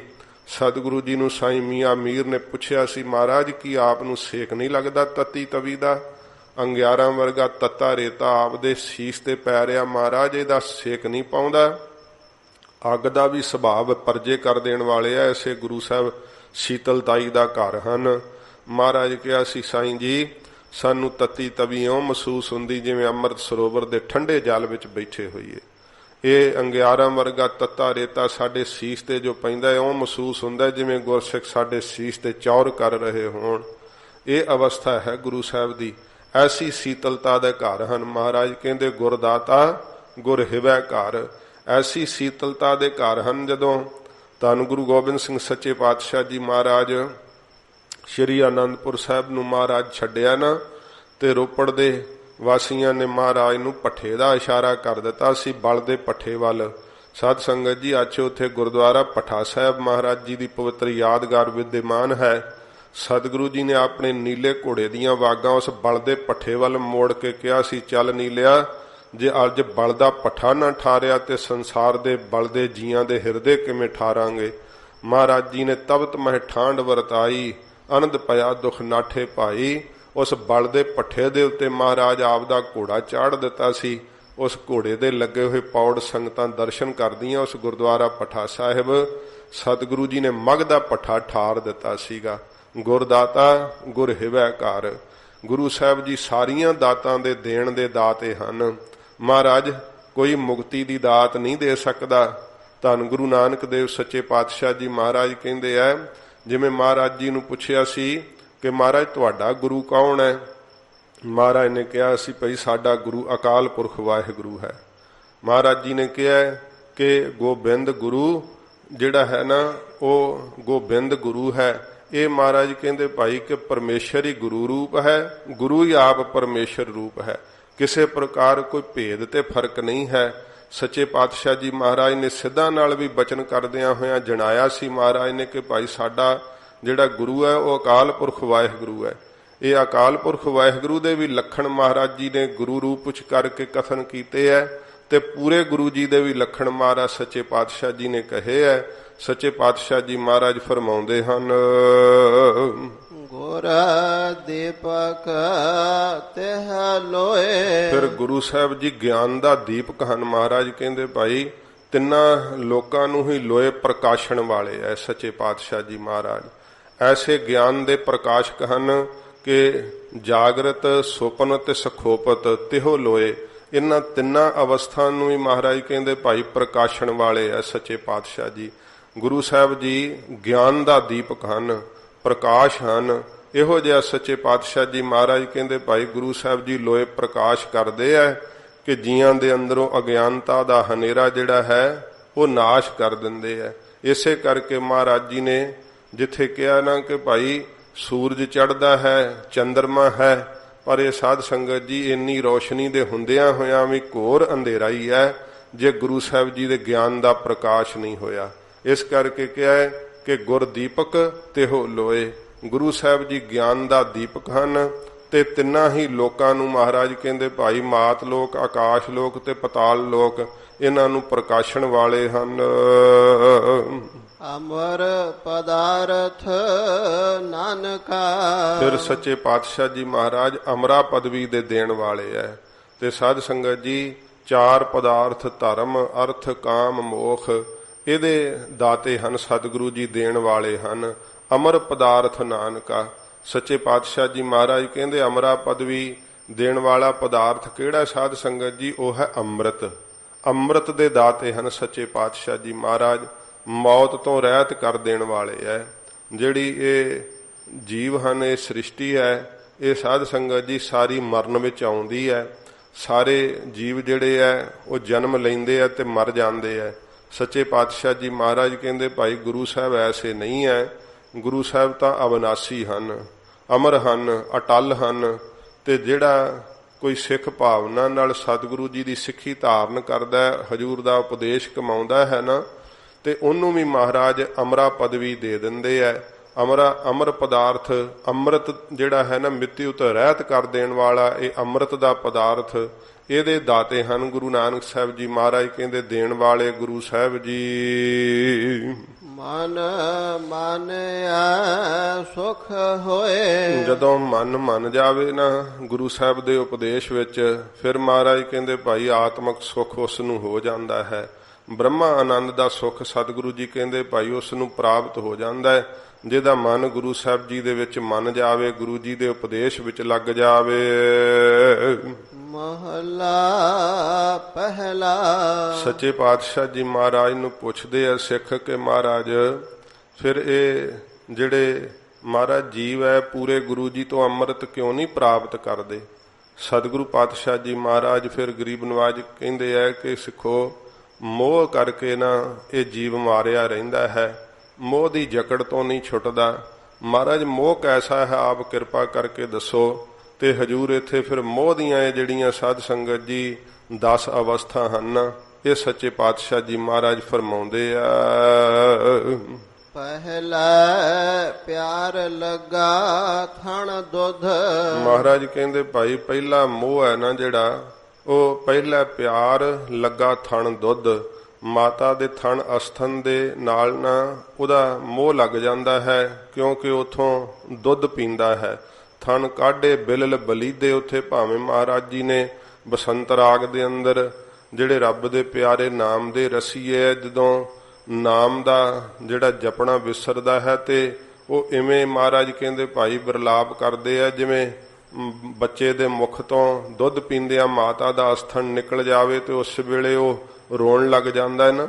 ਇਸ ਤਰ੍ਹਾਂ ਮਹਾਰਾਜ ਕਹਿੰਦੇ ਭਾਈ ਰੱਬ ਦੇ ਪਿਆਰੇ ਤਾਂ ਨਾਮ ਵਿੱਚ ਪਿਆਰ ਕਰਦੇ, ਉੱਥੇ ਤਾਂ ਮਹਾਰਾਜ ਇਉਂ ਪ੍ਰੀਤ ਦੀ ਅਵਸਥਾ ਦਿਖਾਉਂਦੇ ਆ, ਪਰ ਇੱਥੇ ਮਹਾਰਾਜ ਮੋਹ ਦੀ ਅਵਸਥਾ ਦਿਖਾ ਰਹੇ ਆ ਕਿ ਜਦੋਂ ਬੱਚੇ ਦਾ ਜਨਮ ਹੁੰਦਾ ਹੈ ਨਾ, ਜਨਮ ਹੁੰਦਿਆਂ ਹੀ ਲਿਵ ਛੁੜਕੀ ਲੱਗੀ ਤ੍ਰਿਸ਼ਨਾ, ਮਾਇਆ ਅਮਰ ਵਰਤਾਇਆ। ਇਹੋ ਜਿਹਾ ਮਾਇਆ ਦਾ ਹੁਕਮ ਵਰਤਦਾ ਹੈ ਕਿ ਪਹਿਲਾ ਪਿਆਰ ਲੱਗਾ ਥਣ ਦੁੱਧ। ਮਾਤਾ ਦੇ ਅਸਥਣ ਤੋਂ ਦੁੱਧ ਪੀਣ ਦਾ ਮਹਾਰਾਜ ਕਹਿੰਦੇ ਭਾਈ ਪਿਆਰ ਲੱਗ ਜਾਂਦਾ ਹੈ। ਜਰਾ ਕ ਮੂੰਹ ਚੋਂ ਅਸਥਣ ਨਿਕਲ ਜਾਵੇ, ਉਸੇ ਵੇਲੇ ਬਿਰਲਾਪ ਹਾਂ ਕਰਨ ਲੱਗ ਪੈਂਦਾ ਹੈ। ਪਿਆਰ ਹੈ ਬਸ ਮਾਤਾ ਦੇ ਅਸਥਣ ਤੋਂ ਦੁੱਧ ਚੁੰਗਣ ਦਾ। ਦੂਜਾ ਮਾਏ ਬਾਪ ਕੇ ਸੁਧ।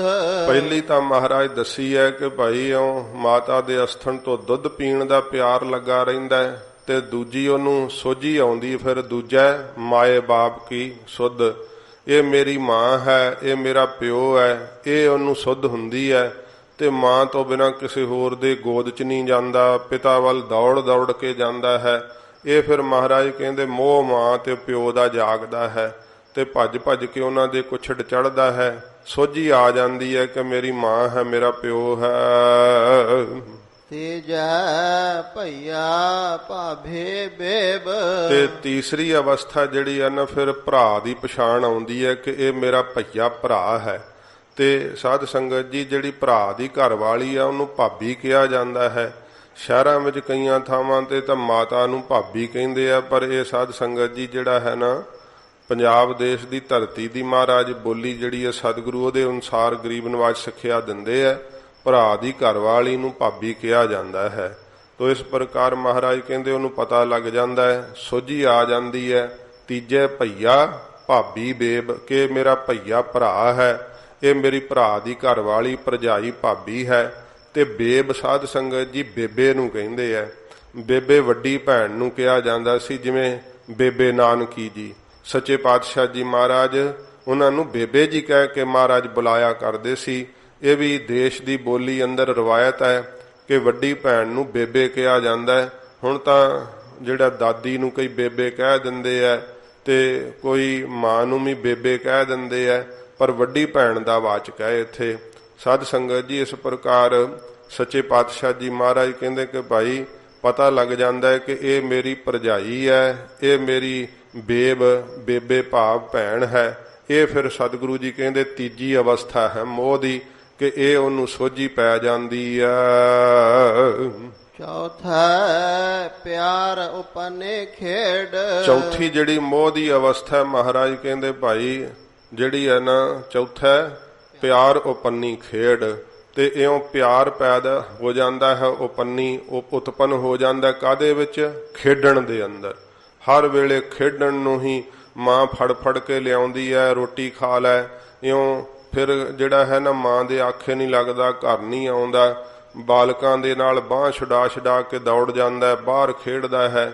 ਇਉਂ ਮਹਾਰਾਜ ਕਹਿੰਦੇ ਭਾਈ ਚੌਥੇ ਜਿਹੜੀ ਹੈ ਨਾ ਮੋਹ ਦੀ ਅਵਸਥਾ, ਇਹ ਪਿਆਰ ਲੱਗ ਜਾਂਦਾ ਖੇਡਣ ਮੱਲਣ ਦੇ ਅੰਦਰ ਹੀ। ਸਾਰਾ ਸਾਰਾ ਦਿਨ ਖੇਡ ਖੇਡ ਕੇ ਵੀ ਰੱਜਦਾ ਨਹੀਂ ਹੈ। ਪੰਜਵਾ ਖਾਣ ਪੀਣ ਕੇ ਤਾਤ। ਤੇ ਪੰਜਵੀਂ ਸਾਧ ਸੰਗਤ ਜੀ ਕਿਸ਼ੋਰ ਅਵਸਥਾ ਆ ਜਾਂਦੀ ਹੈ। ਫਿਰ ਖਾਣ ਪੀਣ ਕੀ ਧਾਤ, ਖਾਣ ਤੇ ਪੀਣ ਨੂੰ ਧਾਤ ਦੌੜਦਾ ਰਹਿੰਦਾ ਹੈ, ਧੌਂਦਾ ਰਹਿੰਦਾ ਹਰ ਵੇਲੇ। ਚੋਰੀ ਉੱਠ ਉੱਠ ਕੇ ਸਾਧ ਸੰਗਤ ਜੀ ਖਾਂਦਾ, ਕਦੀ ਮਲਾਈ ਖਾ ਲਈ, ਕਦੀ ਮੱਖਣ ਖਾ ਲਿਆ, ਫਿਰ ਕੁੱਟ ਪਈ। ਇਉਂ ਇਸ ਪ੍ਰਕਾਰ ਖਾਣ ਨੂੰ ਜਿਹੜਾ ਨਾ ਬਾਹਲਾ ਮਨ ਦੇ ਅੰਦਰ ਲਾਲਚ ਜਿਹੜਾ ਉੱਠਦਾ ਹੈ। ਤੇ ਉਹ ਜਦੋਂ ਖਾਣ ਦਾ ਬਾਹਲਾ ਜ਼ਿਆਦਾ ਲਾਲਚ ਹੁੰਦਾ ਹੈ, ਫਿਰ ਕੀ ਹੁੰਦਾ? ਮਹਾਰਾਜ ਕਹਿੰਦੇ ਭਾਈ ਇਸ ਪ੍ਰਕਾਰ ਅਗਲੀ ਅਵਸਥਾ ਆਉਂਦੀ ਹੈ। ਛੇਵਾਂ ਕਾਮ ਨਾ ਪੁੱਛੈ ਜਾਤ। ਫਿਰ ਸਾਧ ਸੰਗਤ ਜੀ ਛੇਵੀਂ ਅਵਸਥਾ ਵਿੱਚ ਜਵਾਨੀ ਆ ਜਾਂਦੀ ਹੈ। ਪੰਜਵੀਂ ਅਵਸਥਾ ਤੱਕ ਨਾ ਕਿਸ਼ੋਰ ਅਵਸਥਾ ਰਹਿੰਦੀ ਹੈ। ਜਿਹੜਾ ਖਾਣਾ ਪੀਣਾ ਨਾ, ਜੇ ਇਹਦੇ ਉੱਤੇ ਕੰਟਰੋਲ ਰਹੇ ਨਾ, ਤੇ ਫਿਰ ਸਾਧ ਸੰਗਤ ਜੀ ਵਾਸ਼ਨਾ ਪ੍ਰਬਲ ਹੋ ਕੇ ਜ਼ੋਰ ਘੱਟ ਮਾਰਦੀ ਹੈ। ਕਿਸ਼ੋਰ ਅਵਸਥਾ ਵਿੱਚ ਜੇ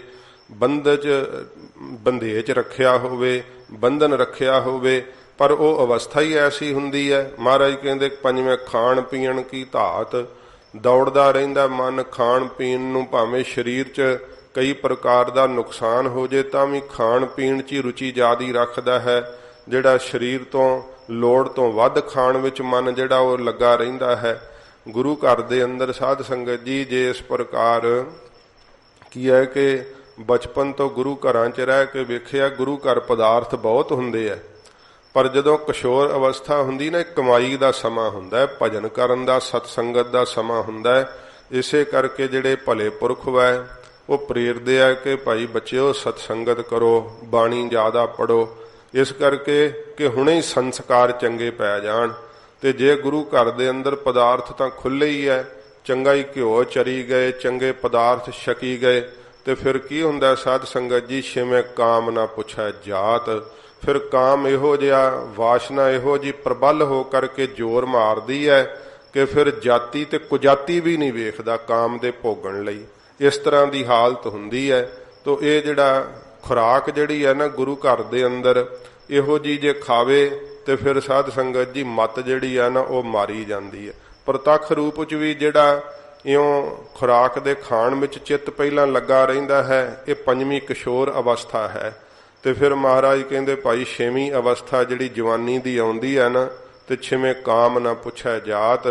ਫਿਰ ਕਾਮ ਵਾਸ਼ਨਾ ਇੰਨਾ ਜ਼ੋਰ ਮਾਰਦੀ, ਜਿਵੇਂ ਭਰਥਰੀ ਦੀ ਮਹਾਰਾਣੀ ਸੀਗੀ ਪਿੰਗਲਾ, ਵੇਖ ਲਓ ਪਟਰਾਣੀ ਹੁੰਦੇ ਆ ਤੇ ਉਹ ਕਿੱਥੇ ਉਹ ਮਹਾਵਤ ਨੀਚ ਜਾਤ, ਹਾਥੀ ਚਲਾਉਣ ਵਾਲਾ, ਤੇ ਉਸ ਮਹਾਵਤ ਦੇ ਉੱਤੇ ਮੋਹਤ ਹੋ ਗਈ, ਉਹਦੇ ਨਾਲ ਕੁਕਰਮ ਕਰਦੀ ਸੀ। ਇਸ ਤਰ੍ਹਾਂ ਸੱਚੇ ਪਾਤਸ਼ਾਹ ਜੀ ਮਹਾਰਾਜ ਕਹਿੰਦੇ ਕਾਮ ਵਾਸ਼ਨਾ ਇਹੋ ਜੀ ਮਤ ਨੂੰ ਫਿਰ ਭ੍ਰਸ਼ਟ ਕਰ ਦਿੰਦੀ ਹੈ। ਤੇ ਕਾਮ ਜਿਹੜਾ ਫਿਰ ਜਾਤੀ ਵੀ ਕੁਜਾਤੀ ਵੀ ਨਹੀਂ ਵੇਖਦਾ। ਇਉਂ ਨੀਵੀਆਂ ਜਾਤਾਂ ਵਿੱਚ ਵੀ ਸਾਧ ਸੰਗਤ ਜੀ ਜਾਂ ਹੋਰਨੀਆਂ ਟੇਢੀਆਂ ਜਾਤਾਂ ਨਾਲ ਵੀ ਕਾਮ ਵਾਸ਼ਨਾ ਜਿਹੜੀ ਆ ਉਹ ਭੋਗਦੇ ਆ। ਸਤਵੈ ਸੰਜ ਕੀਆ ਘਰ ਵਾਸ।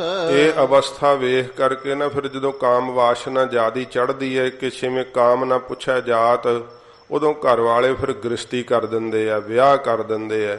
ਤੇ ਜਦੋਂ ਵਿਆਹ ਹੋ ਜਾਂਦਾ ਮਹਾਰਾਜ ਕਹਿੰਦੇ ਸਤਵੈਂ ਸੰਜ ਕੀਆ ਘਰ ਵਾਸ, ਘਰ ਵਾਸ ਘਰੇ ਰਹਿਣ ਲੱਗ ਪਿਆ।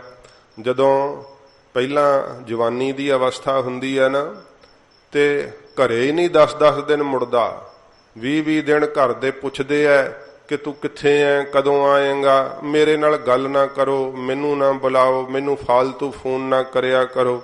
ਜਦੋਂ ਗ੍ਰਸਤੀ ਹੋ ਗਿਆ ਤੇ ਸੱਦਣ ਤੋਂ ਬਿਨਾਂ ਹੀ ਸ਼ਾਮੀ ਹਨੇਰਾ ਪੈਣ ਤੋਂ ਪਹਿਲਾਂ ਹੀ ਘਰ ਹੁੰਦਾ, ਰੋਜ਼ ਸਭ ਤੋਂ ਪਹਿਲਾਂ ਹੀ ਘਰ ਪਹੁੰਚਿਆ ਹੁੰਦਾ। ਮਹਾਰਾਜ ਕਹਿੰਦੇ ਘਰ ਵਾਸ ਹੋ ਗਿਆ, ਹੁਣ ਗ੍ਰਸਤੀ ਬਣਾਤਾ ਮਹਾਰਾਜ ਕਹਿੰਦੇ ਫਿਰ ਇਹੋ ਜੀ ਅਵਸਥਾ ਹੋਈ ਕਿ ਸਤਵੇਂ ਸੰਜ ਕੀਆ, ਸੰਜ ਇਕੱਠਾ ਕਰਨ ਲੱਗ ਪਿਆ ਪਦਾਰਥ। ਫਿਰ ਜੋ ਚੀਜ਼ ਬਾਹਰੋਂ ਮਿਲਦੀ ਹੈ ਉਹ ਇਕੱਠੀ ਕਰਨ ਲੱਗ ਜਾਂਦਾ ਹੈ ਕਿ ਹੁਣ ਬੱਚੇ ਹੋਣਗੇ, ਗ੍ਰਸਤੀ ਹੋ ਗਏ ਆ, ਪਰਿਵਾਰ ਕਿਵੇਂ ਚੱਲੇਗਾ, ਘਰ ਵਾਲੇ ਵੀ ਅੱਡ ਕਰ ਦਿੰਦੇ, ਵੱਖਰਾ ਕਰ ਦਿੰਦੇ ਆ, ਹੁਣ ਖਾ ਪੀ ਆਪਣੀ ਕਮਾ, ਅਸੀਂ ਕੀ ਸਾਰੀ ਉਮਰ ਤੇਰਾ ਬੋਝ ਚੱਕੀ ਜਾਈਏ। ਇਵੇਂ ਜਦੋਂ ਪਤਾ ਲੱਗ ਦਿੰਦਾ ਹੈ ਕਿ ਮਾਂ ਪਿਓ ਵੀ ਹੁਣ ਜਿਹੜਾ ਮੈਨੂੰ ਵੱਖ ਕਰ ਦਿੱਤਾ ਹੈ, ਤੇ ਫਿਰ ਕੀ ਕਰਦਾ, ਘਰ ਵਾਸ ਗ੍ਰਸਤੀ ਹੋ ਜਾਂਦਾ ਹੈ। ਘਰੇ ਰੋਜ਼ ਬੜੇ ਸਮੇਂ ਨਾਲ ਆਉਂਦਾ। ਜਿਹੜੇ ਬੜੇ ਬੜੇ ਅੜੀਅਲ ਨਹੀਂ ਨਾ ਮੰਨਦੇ, ਉਹਨਾਂ ਨੂੰ ਵੀ ਇਸਤਰੀ ਫਿਰ ਸਾਧ ਸੰਗਤ ਜੀ ਨੰਗਾ ਦਿੰਦੀ ਐਨ ਇੱਕ ਵਾਰੀ ਸੂਈ ਦੇ ਧਾਗੇ ਅੰਗ ਜਿੱਦਾਂ ਨੰਗਾਈ ਦਾ ਨਾ। ਮਹਾਰਾਜ 10ਵੇਂ ਪਾਤਸ਼ਾਹ ਨੇ ਲਿਖਿਆ, ਜਿਹੜੀ ਕੇਕਈ ਦਾ ਪ੍ਰਸੰਗ ਜਦੋਂ ਮਹਾਰਾਜ ਲਿਖਦੇ ਆ ਨਾ ਕਿ ਜਿਹੜਾ ਇਸਤਰੀ ਚਲਿੱਤਰ ਜਦੋਂ ਕੀਤਾ ਨਾ ਕੇਕਈ ਨੇ, ਉੱਥੇ ਮਹਾਰਾਜ ਲਿਖਦੇ ਆ ਅਡਿੱਗ ਡਿੱਗੇ। ਜਿਹੜੇ ਕਹਿੰਦੇ ਅਸੀਂ ਕਿਸੇ ਕੋਲੋਂ ਡਿੱਗਦੇ ਨਹੀਂ, ਉਹ ਵੀ ਡੇਗ ਦਿੰਦੀ ਆ ਇਸਤਰੀ। ਫਿਰ ਕਹਿੰਦੇ ਆ ਜਿਹੜੇ ਅਸੀਂ ਸਾਡੇ ਅੱਗੇ ਕੋਈ ਅੜ ਨਹੀਂ ਸਕਦਾ, ਉਹ ਵੀ ਸਿੱਟ ਦਿੱਤੇ ਇਸਤਰੀ ਨੇ ਥੱਲੇ। ਇਸ ਤਰ੍ਹਾਂ ਫਿਰ ਮਹਾਰਾਜ ਕਹਿੰਦੇ ਭਾਈ ਜਿਹੜੀ ਚੀਜ਼ ਵੀ ਸਾਹਮਣੇ ਆਉਂਦੀ ਹੈ ਉਹਨੂੰ ਸੰਜਣ ਲੱਗ ਪੈਂਦਾ, ਭਾਵ ਇਕੱਠਿਆਂ ਕਰਨ ਲੱਗ ਪੈਂਦਾ। ਇਹ ਮੋਹ ਦੀ 7ਵੀਂ ਅਵਸਥਾ ਹੈ। ਤੋ ਫਿਰ ਸਾਰਾ ਕੁਝ ਘਰ ਨੂੰ ਹੀ ਲਈ ਆਉਂਦਾ ਹੈ, ਖਿੱਚ ਖਿੱਚ ਕੇ ਘਰ ਨੂੰ ਹੀ ਇਕੱਠਾ ਕਰੀ ਜਾਂਦਾ ਹੈ। ਇਉਂ ਸੱਚੇ ਪਾਤਸ਼ਾਹ ਜੀ ਮਹਾਰਾਜ ਕਹਿੰਦੇ ਭਾਈ ਇਹ ਮੋਹ ਦੀ 7ਵੀਂ ਅਵਸਥਾ ਗ੍ਰਸਤੀ ਹੋ ਗਿਆ, ਘਰ ਵਿੱਚ ਵਸਣ ਲੱਗ ਪਿਆ। 8ਵਾਂ ਕ੍ਰੋਧ ਹੋਆ ਤਨ ਨਾਸ। 8ਵੇਂ ਫਿਰ ਮਹਾਰਾਜ ਕਹਿੰਦੇ ਭਾਈ ਜਿਹੜੀ ਪ੍ਰੌਢਿਆ ਅਵਸਥਾ ਨਾ, ਉਹ ਬਤੀਤ ਹੋਣ ਤੋਂ ਬਾਅਦ ਕੀ ਹੈ, ਬੁਢੇਪਾ ਸ਼ੁਰੂ ਹੋ ਜਾਂਦਾ ਹੈ। ਤੇ ਫਿਰ ਸਾਧ ਸੰਗਤ ਜੀ ਬੱਚੇ ਜਵਾਨ ਹੋ ਜਾਂਦੇ ਹੈ। ਉਹਨਾਂ ਨੂੰ ਕਹਿੰਦਾ ਹੈ ਕਿ ਮੇਰੇ ਆਖੇ ਲੱਗੋ। ਜਦੋਂ ਬੱਚੇ ਆਖੇ ਨਹੀਂ ਲੱਗਦੇ ਤੇ ਕ੍ਰੋਧ ਇਹਨੂੰ ਚੜ੍ਹਦਾ ਬਹੁਤ ਜ਼ਿਆਦਾ। ਕ੍ਰੋਧ ਵਿੱਚ ਫਿਰ ਇਹਦਾ ਤਨ ਨਾਸ਼ ਹੁੰਦਾ ਹੈ, ਬੜਾ ਜ਼ਿਆਦਾ ਗੁੱਸਾ ਕਰਦਾ ਹੈ ਕਿ ਮੈਂ ਤੁਹਾਡੇ ਵਾਸਤੇ ਨੇ ਜਫਰ ਜਾਲੇ ਹੈ, ਕਮਾਈ ਕੀਤੀ ਹੈ, ਤੁਹਾਨੂੰ ਕਿਨ ਪੁੱਛਣਾ ਸੀ, ਮੈਂ ਨਾ ਇਉਂ ਕਰਦਾ ਤੇ ਤੁਸੀਂ ਰੁੱਲ ਜਾਣਾ ਸੀ। ਆਪਣੇ ਬੱਚਿਆਂ ਨੂੰ ਮਿਹਣੇ ਤਮਿਹਣੇ ਦਿੰਦਾ ਰਹਿੰਦਾ ਹੈ। ਬਹੁਤ ਜ਼ਿਆਦਾ ਕ੍ਰੋਧ ਵਿੱਚ ਆ ਕੇ ਉਹਨਾਂ ਨੂੰ ਕਹਿੰਦਾ ਮੇਰੇ ਅਨੁਸਾਰ ਚੱਲੋ, ਮੈਂ ਘਰ ਦਾ ਮਾਲਕ ਹਾਂ। ਮਹਾਰਾਜ ਕਹਿੰਦੇ ਫਿਰ ਇਸ ਤਰ੍ਹਾਂ ਭਾਈ 8ਵਾਂ ਕ੍ਰੋਧ ਹੋਆ ਤਨ ਨਾਸ, ਬਾਹਲਾ ਕ੍ਰੋਧੀ ਹੁੰਦਾ ਫਿਰ, ਕਿਉਂਕਿ ਕ੍ਰੋਧ ਆਉਣ ਦੀ ਅਵਸਥਾ ਹੈ ਸਾਧ ਸੰਗਤ ਜੀ 8ਵੀਂ ਅਵਸਥਾ। ਤੇ ਫਿਰ ਕ੍ਰੋਧ ਜਿਵੇਂ ਜਿਵੇਂ ਵੱਧਦਾ ਹੈ ਤਿਵੇਂ ਤਿਵੇਂ ਬੁਢੇਪਾ ਜਿਹੜਾ ਹੋਰ 10 ਸਾਲ ਕੱਢਣੇ ਹੁੰਦੇ ਪਹਿਲਾਂ ਹੀ ਆ ਜਾਂਦਾ ਫਿਰ, ਕਿਉਂਕਿ ਤਨ ਮਹਾਰਾਜ ਕਹਿੰਦੇ ਭਾਈ ਸਰੀਰ ਨਾਸ਼ ਹੋ ਜਾਂਦਾ ਏ। ਨਾਵੈ ਧੌਲੇ ਉਭੇ ਸਾਹ। ਤੇ 9ਵੀਂ ਅਵਸਥਾ ਫਿਰ ਮਹਾਰਾਜ ਕਹਿੰਦੇ ਭਾਈ ਧੌਲੇ ਆ ਜਾਂਦੇ ਐ। ਭਵਰ ਗਏ ਬਗ ਬੈਠੇ ਆਏ। ਸਾਧ ਸੰਗਤ ਜੀ ਰਹਿਣ ਗਈ ਮਤ ਦਿਨ ਵੀ ਜਾਏ, ਜਵਾਨੀ ਵੀ ਚਲੀ ਗਈ, ਹੁਣ ਬੁਢੇਪਾ ਵੀ ਲੰਘਣ ਲੱਗ ਪਿਆ ਹੈ। ਸਤਿਗੁਰੂ ਜੀ ਕਹਿੰਦੇ ਭਾਈ 9ਵੇਂ ਧੌਲੇ ਉੱਭੇ ਸਾਹ। 9ਵੇਂ ਅਵਸਥਾ ਹੈ ਜਦੋਂ ਧੌਲੇ ਆ ਜਾਂਦੇ ਐ, ਫਿਰ ਸਾਧ ਸੰਗਤ ਜੀ ਸਾਹ ਜਿਹੜੇ ਆ ਨਾ ਉਹ ਬਹੁਤੇ ਜ਼ਿਆਦੇ ਉੱਭੇ ਲੰਬੇ ਲੈਣ ਲੱਗ ਪੈਂਦਾ ਹੈ। 2 ਪੌੜੀਆਂ ਚੜ੍ਹਦੇ ਆ ਕਈ। ਫਿਰ ਇਹ ਅਵਸਥਾ ਜਦੋਂ 9ਵੀਂ ਹੁੰਦੀ ਹੈ ਤੇ ਝੱਟ ਹੀ ਸਾਹ ਚੜ੍ਹ ਜਾਂਦਾ ਹੈ, ਖਲੋ ਜਾਂਦੇ ਆ, ਫਿਰ ਖਲੋ ਕੇ ਸਾਹ ਲੈ ਕੇ ਅਗਲੀਆਂ 2 ਪੌੜੀਆਂ ਚੜ੍ਹਦੇ ਆ। ਇਸ ਤਰ੍ਹਾਂ 2 ਕਦਮ ਤੁਰਨੇ ਵੀ ਔਖੇ ਹੋ ਜਾਂਦੇ ਆ। ਮਹਾਰਾਜ ਕਹਿੰਦੇ ਫਿਰ ਸਾਹ ਉੱਭਣ ਲੱਗ ਜਾਣਗੇ, ਸਾਹ ਚੜ੍ਹਨ ਲੱਗ ਜਾਂਦਾ ਹੈ। ਇਹੋ ਜੀ ਸਰੀਰ ਦੀ ਅਵਸਥਾ ਹੈ 9ਵੀਂ। ਮਹਾਰਾਜ ਸੱਚੇ ਪਾਤਸ਼ਾਹ ਕਹਿੰਦੇ ਭਾਈ ਬੁਢੇਪਾ ਆ ਗਿਆ, ਸਾਰੇ ਕੇਸ ਚਿੱਟੇ ਹੋ ਗਏ ਅਤੇ ਸਾਹ ਜਿਹੜੇ ਆ ਉਹ ਲੰਬੇ ਲੰਬੇ ਲੈਣ ਲੱਗ ਪੈਂਦਾ, ਕਈ ਵਾਰੀ ਰੁਕਣ ਵੀ ਲੱਗ ਪੈਂਦਾ, ਸਾਹ ਹਟਕੋਰੇ ਮਾਰਦਾ ਹੈ। 10ਵਾਂ ਦਦਾ ਹੋਆ ਸੁਆਹ। 10ਵੀਂ ਅਵਸਥਾ ਮਹਾਰਾਜ ਕਹਿੰਦੇ ਭਾਈ ਫਿਰ ਸਰੀਰ ਜਿਹੜਾ ਨਾ ਉਹ ਦੱਦਾ ਤੇ ਅੱਗ ਵਿੱਚ ਮਹਾਰਾਜ ਕਹਿੰਦੇ ਉਹਨੂੰ ਸਾੜ ਦਿੰਦੇ ਆ। ਅੱਗ ਵਿੱਚ ਸਾੜਿਆ ਹੋਇਆ ਕੀ ਫਿਰ ਸੁਆਹ ਹੋ ਜਾਂਦਾ ਹੈ, ਖਾਕ ਦੀ ਮੁੱਠੀ ਮਹਾਰਾਜ ਕਹਿੰਦੇ ਭਾਈ ਬਣ ਜਾਂਦਾ ਹੈ। ਇਹ 10ਵੀਂ ਅਵਸਥਾ ਮਹਾਰਾਜ ਕਹਿੰਦੇ ਭਾਈ ਮੋਹ ਦਾ ਮਾਰਿਆ ਹੋਇਆ। 10ਵੀਂ ਅਵਸਥਾ ਵੇਖ ਲਓ। ਫਿਰ ਮਹਾਰਾਜ ਕਹਿੰਦੇ ਭਾਈ ਵਿਸ਼ਿਆਂ ਦਾ ਦੱਦਾ ਸਾੜਿਆ ਹੋਇਆ। ਅੰਤ ਨੂੰ ਜਦੋਂ ਪ੍ਰਾਣ ਪੰਖੇਰੂ ਹੁੰਦੇ ਐ, ਫਿਰ ਮਹਾਰਾਜ ਕਹਿੰਦੇ ਭਾਈ ਲਿਆ ਕੇ ਸ਼ਮਸ਼ਾਨ ਭੂਮਿਕਾ ਦੇ ਅੰਦਰ ਲੱਕੜਾਂ ਵਿੱਚ ਉੱਥੇ ਉਹਨੂੰ ਸੰਸਕਾਰ ਦਿੱਤਾ ਜਾਂਦਾ ਹੈ। ਉਹ ਹੀ ਸਰੀਰ ਜਿਹਨੂੰ ਆਪਣਾ ਰੂਪ ਸਮਝਿਆ ਹੈ, ਆਪਣਾ ਆਪ ਸਮਝਿਆ ਹੈ, ਫਿਰ ਸਵਾਹ ਦੀ ਮੁੱਠੀ ਹੋ ਗਿਆ। 10ਵਾਂ ਦੱਦਾ ਹੋਆ ਸਵਾਹ, ਇਹ 10ਵੀਂ ਅਵਸਥਾ ਹੈ। ਫਿਰ ਮਹਾਰਾਜ ਕਹਿੰਦੇ ਭਾਈ ਦੱਦਾ ਸਾੜਿਆ ਹੋਇਆ ਸਵਾਹ ਹੋ ਗਿਆ ਅੱਗ ਦਾ। ਗਏ ਸੇ ਗੀਤ ਪੁਕਾਰੇ ਤਾਹ। ਗਏ ਸੇ ਗੀਤ, ਉਹ ਗੀਤ ਚਲੇ ਹੀ ਗਏ। ਜਦੋਂ ਗੀਤ ਗਾਉਂਦੇ ਸੀ, ਘੋੜੀਆਂ ਗਾਉਂਦੇ ਸੀ, ਖੁਸ਼ੀਆਂ ਦੇ ਗੀਤ, ਵੀਰ ਮੇਰਾ ਚੜਿਆ ਘੋੜੀ ਵੇ, ਇਸ ਤਰ੍ਹਾਂ ਦੇ ਗੀਤ ਗਾਉਂਦੇ ਸੀ ਨਾ। ਮਹਾਰਾਜ ਕਹਿੰਦੇ ਉਹ ਬੜਿਆਂ ਦੇ ਵਿਆਹ ਵੇਖੇ, ਬੜੀਆਂ ਉੱਥੇ ਨਾਚ ਟੱਪ ਭੰਗੜੇ ਪਾ, ਗਏ ਸੇ ਗੀਤ। ਹੁਣ ਤਾਂ ਉਹ ਗੀਤ ਖੁਸ਼ੀਆਂ ਵਾਲੇ ਚਲੇ ਗਏ। ਮਹਾਰਾਜ ਸੱਚੇ ਪਾਤਸ਼ਾਹ ਜੀ ਕਹਿੰਦੇ ਫਿਰ ਪੜਿਓ, ਗਏ ਸੇ ਗੀਤ ਪੁਕਾਰੇ ਤਾਹ। ਹੁਣ ਤਾਂ ਮਹਾਰਾਜ ਕਹਿੰਦੇ ਭਾਈ ਪੁਕਾਰਾਂ ਕਰਦਾ ਹੈ, ਧਾਹਾਂ ਮਾਰਦਾ ਹੈ। ਇਸ ਪ੍ਰਕਾਰ ਦੀ ਬੁਰੀ ਹਾਲਤ, ਕਿਉਂਕਿ ਸਾਰਾ ਕੁਝ ਜਿਹੜਾ ਹੈ ਉਹ ਗਵਾਚ ਗਿਆ, ਸਰੀਰ ਛੁੱਟ ਗਿਆ। ਅੰਤ ਦੇ ਸਮੇਂ ਫਿਰ ਮਹਾਰਾਜ ਕਹਿੰਦੇ ਭਾਈ ਪੁਕਾਰਾਂ ਹੁਣ ਕੌਣ ਸੁਣੇ। ਜੰਮ ਪਕੜ ਲੈਂਦੇ ਆ, ਫਿਰ ਧਾਹਾਂ ਮਾਰਦਾ, ਬਹੁਤ ਜ਼ਿਆਦਾ ਪਛਤਾਉਂਦਾ ਹੈ। ਇਸੇ ਪ੍ਰਕਾਰ ਹੀ ਗਏ ਸੇ ਗੀਤ ਪੁਕਾਰੇ ਤਾਹ। ਸੱਚੇ ਪਾਤਸ਼ਾਹ ਜੀ ਮਹਾਰਾਜ ਕਹਿੰਦੇ ਭਾਈ ਸੰਗੀਤ ਜਿਹੜੇ ਗਏ ਨਾ ਨਾਲ ਚੱਲਣ ਛੱਡਣ ਵਾਸਤੇ ਸ਼ਮਸ਼ਾਨ ਭੂਮਿਕਾ ਤੱਕ, ਉਹ ਫਿਰ ਸਾਧ ਸੰਗਤ ਜੀ ਬਿਸ਼ਨ ਪਦੇ ਗਾਉਣ ਲੱਗ ਪੈਂਦੇ ਆ। ਕਈਆਂ ਵਿੱਚ ਕੀ ਕਰਦੇ ਆ ਕਿ ਉਹ ਸ਼ਮਸ਼ਾਨ ਭੂਮਿਕਾ ਦੇ ਅੱਗੇ ਅੱਗੇ ਨਾ, ਇੱਥੇ ਵੀ ਇੱਕ ਵਾਰੀ ਵੇਖਿਆ ਸੀਗਾ, ਪਤਾ ਨਹੀਂ ਹੋਰ ਹੀ ਕਿਸੇ ਫਿਰਕੇ ਦੇ ਲੋਕ ਸੀਗੇ, ਉਹਨਾਂ ਘੁੰਗਰੂ ਪਾਏ ਹੋਏ ਤੇ ਨਾਲੇ ਇੱਕ ਤੌੜੀ ਵਿੱਚ ਥੋੜੇ ਜਿਹੇ ਗੋਹੇ ਪਾ ਕੇ ਅੱਗ ਬਾਲੀ ਹੋਈ, ਉਹਨੂੰ ਮੋਢੇ ਤੇ ਚੱਕਿਆ ਹੋਇਆ, ਨਾਲ ਉਹ ਥੋੜਾ ਥੋੜਾ ਨੱਚੇ ਤੇ ਪਿੱਛੇ ਅਰਥੀ ਆ ਰਹੀ ਸੀ, ਉਹ ਮੁਰਦੇ ਨੂੰ ਚੱਕਿਆ ਹੋਇਆ ਸੀਗਾ, ਤੇ ਨਾਲੇ ਉਹ ਆਪਣੇ ਮੂੰਹ ਤੋਂ ਕੁਝ ਗੀਤ ਬਿਸ਼ਨ ਪਦੇ ਬੋਲਦਾ ਜਾਂਦਾ ਸੀਗਾ। ਇਸ ਤਰ੍ਹਾਂ ਸੱਚੇ ਪਾਤਸ਼ਾਹ ਜੀ ਮਹਾਰਾਜ ਕਹਿੰਦੇ ਜਿਹੜੇ ਗਏ ਨਾ ਸ਼ਮਸ਼ਾਨ ਭੂਮਿਕਾ ਤੱਕ, ਉੱਥੇ ਤੱਕ ਉਹਨਾਂ ਨੇ ਇਹ ਗੀਤ ਜਿਹੜੇ ਸੀ ਗਾਉਣਾ ਕੀਤੇ। ਤੇ ਪੁਕਾਰੀ ਧਾਹ, ਜਿਹੜੇ ਘਰ ਵਾਲੇ ਸੀ, ਰਿਸ਼ਤੇਦਾਰ ਸੀ, ਉਹ ਪੁਕਾਰਾਂ ਕਰਦੇ ਆ, ਧਾਹਾਂ ਮਾਰਦੇ ਆ, ਰੋਂਦੇ ਆ, ਪਿੱਟਦੇ ਆ, ਪਰ ਕਿੱਥੋਂ ਮੋੜ ਸਕਦਾ ਕੋਈ। ਫਿਰ ਸਾਧ ਸੰਗਤ ਜੀ ਮਰੇ ਹੋਏ ਨੂੰ ਕੋਈ ਮੋੜ ਨਹੀਂ ਸਕਦਾ ਹੈ। ਇਉਂ ਸੱਚੇ ਪਾਤਸ਼ਾਹ ਜੀ ਮਹਾਰਾਜ ਕਹਿੰਦੇ ਭਾਈ ਜਿਹੜੇ ਨਾਲ ਗਏ ਨਾ ਸ਼ਮਸ਼ਾਨ ਭੂਮਿਕਾ ਤੱਕ, ਉੱਥੋਂ ਤੱਕ ਹੀ ਉਹਨਾਂ ਨੇ ਬਿਸ਼ਨ ਪਦੇ ਪੜ੍ਹ ਲਏ, ਗਾ ਲਏ। ਮਹਾਰਾਜ ਜੀ ਨੇ ਤੇ ਆਗਿਆ ਕੀਤੀ ਹੈ ਕਿ ਭਾਈ ਰੋਣਾ ਨਹੀਂ, ਧਾਹਾਂ ਨਹੀਂ ਮਾਰਨੀਆਂ ਚਾਹੀਦੀਆਂ। ਜੇ ਸੇ ਗੀਤ ਸ੍ਰੇਸ਼ਟ ਗੀਤ ਪੜ੍ਹਨੇ ਆ, ਗਾਉਣੇ ਆ, ਤੇ ਸ਼ਬਦ ਗਾਇਨ ਕੀਤੇ ਜਾਣ।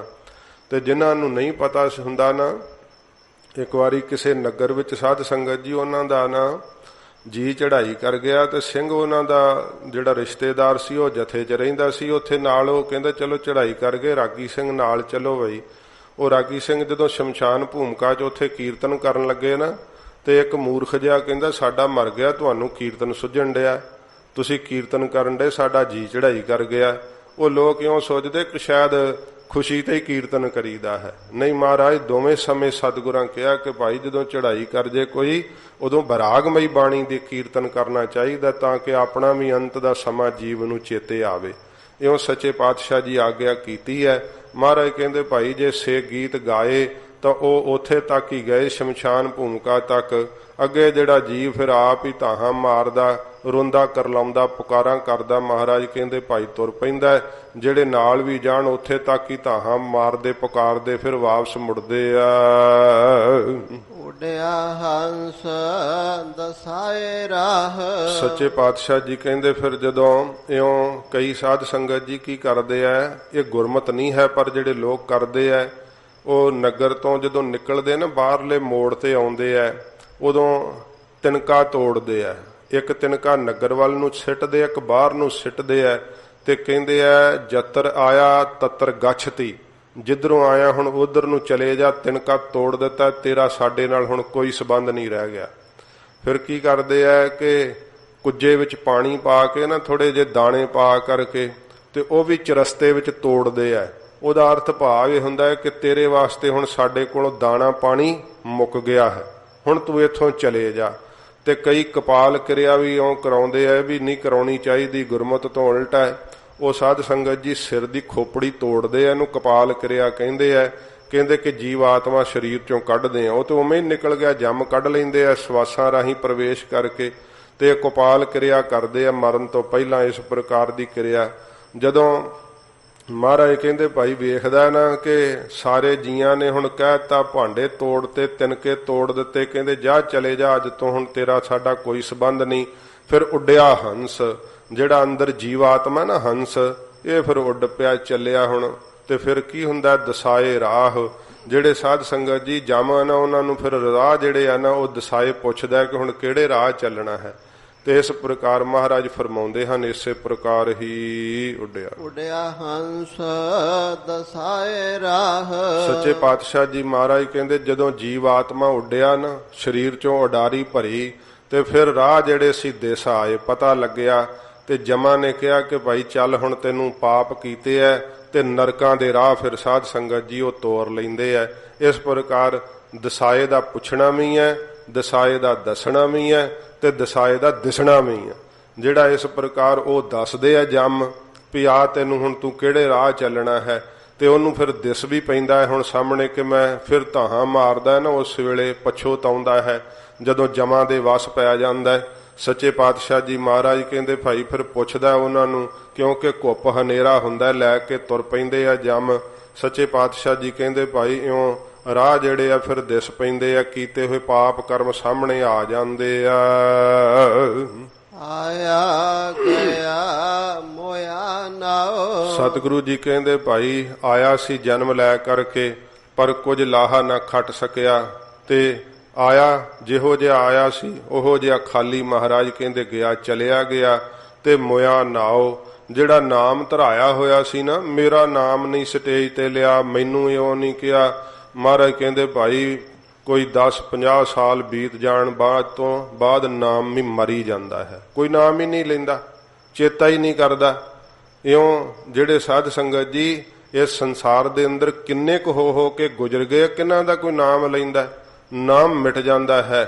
ਨਾਮ ਉਹਨਾਂ ਦਾ ਇਸ ਸੰਸਾਰ ਤੇ ਰਹਿੰਦਾ ਹੈ ਜਿਹੜੇ ਧਰਮ ਲਈ ਕੁਰਬਾਨੀ ਕਰਦੇ ਆ, ਜਿਹੜੇ ਵਾਹਿਗੁਰੂ ਦਾ ਨਾਮ ਜਪਦੇ ਆ। ਉਹਨਾਂ ਲਈ ਮਹਾਰਾਜ ਨੇ ਕਿਹਾ ਨਾਮ ਰਹਿਓ ਸਾਧੂ ਰਹਿਓ, ਰਹਿਓ ਗੁਰ ਗੋਬਿੰਦ, ਕਹੋ ਨਾਨਕ ਇਹ ਜਗਤ ਮੈਂ ਕਿਨ ਜਪਿਓ ਗੁਰਮੰਤ।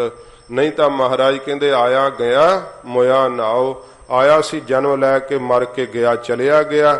ਤੇ ਸਾਧ ਸੰਗਤ ਜੀ ਨਾਮ ਵੀ ਜਿਹੜਾ ਸੀ ਨਾ ਉਹ 10-50 ਸਾਲ ਬਾਅਦ ਮਰ ਜਾਂਦਾ, ਖਤਮ ਹੀ ਹੋ ਜਾਂਦਾ। ਇਸੇ ਪ੍ਰਕਾਰ ਹੀ ਆਇਆ ਗਿਆ ਮੋਇਆ ਨਾਉ। ਮਹਾਰਾਜ ਕਹਿੰਦੇ ਆਇਆ ਸੀ ਜਨਮ ਲੈ ਕੇ ਮਰ ਕੇ ਭਾਈ ਗਿਆ ਚਲਿਆ ਗਿਆ।